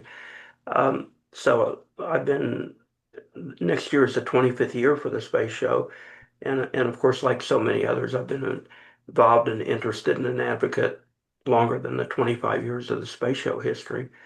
And I had great dreams and visions of where we would be in 25 years, and we're not where I thought we would be. And the early programs were not where space tourism I predicted would be, where all sorts of different things would be. And I remember some of the things I used to learn that weren't really space related, but they seemed to fit space really important because the timeline never seems to get fulfilled to our expectations. But I guess for space people and maybe for other things in general in life, it's not necessarily the destination that it's important, but the process and moving progress forward all the time.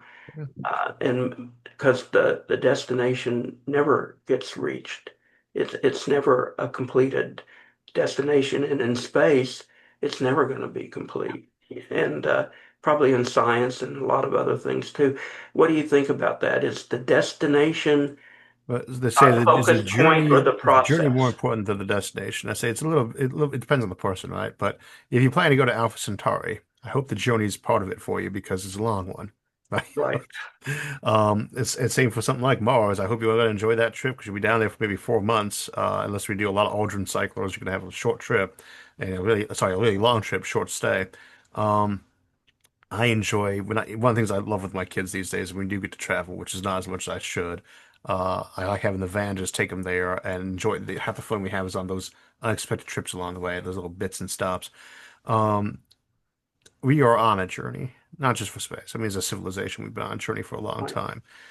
And that journey, you better make sure you enjoy it. You better make sure it's as fun as it can be because it's going to be necessary. It's part of it. It's a long trip to the moon, right? It's such a long distance, just that clearest, shortest little step. Um, but there is so much to enjoy about the journey. I don't know that we're going to get to Mars even in my own lifetime with a real city or settlement. I'm not planning on making a trip myself anyway. I like the idea of putting people into space. I'm less about flying myself. But this is the part that I enjoy. I'm so glad to be part of this thing right now. Because again, when I was a kid, it was after the moon landing. I got to see the moon landings on MTV back when it played music. It's a very different time. I always had that moon landing shot. And now that's what's 40 years ago. And we haven't gotten back to the moon since.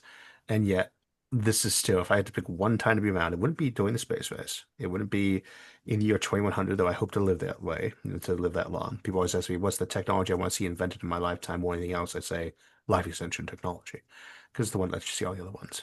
But that journey, that time right now, this is the one people got to point at and say, this is when it all happened. It's not 50 years ago. It's not a century from now that you get to be part of saying, as a regular person, I get to influence what that whole rest of that journey looks like. This is that time where you get to really, really help set that course that's going to go on for millions of years, billions of years. That journey out into space is one that's going to keep going and going and going. And right now, on this one little pale blue dot, right at that cusp of where everyone lives, This is the last lifetime in which everyone will have been born on this planet. This is the time to make all those changes. I can't think of any better time to be, president of the National Space Society, because this is the time where all that policy is going to happen. All those decisions are going to happen. All those things that people remember way, way far in the future. This is that time. So it's a great time to be involved in space. Yeah, it's a great journey, and I suspect the destination will be modified as the journey continues by people that come along after Yeah. us, There's or a lot of AIs planets that out come there. along after us, maybe for all that matters. Uh, Isaac, thank you very much for your time with us. Your next big NSS meeting is ISDC Yep, coming that'll up. be June 4th through 7th in McLean, Virginia. And NSS.org will give you all the details on that. Okay, if you're not a member, you should join. Hmm. If you don't support the space show, what's wrong with you? You should support us. It's a great journey. Thank you very much, Isaac. Merry Christmas, Happy New Year to you. Merry And Christmas. for the advisory board people that are with us, we will be back live on the 21st with Michael Lisner. Everybody have a great week and keep looking up, as we like to say, and enjoy the journey, and don't fret that we're not there yet. Once again, goodbye from the space show. It's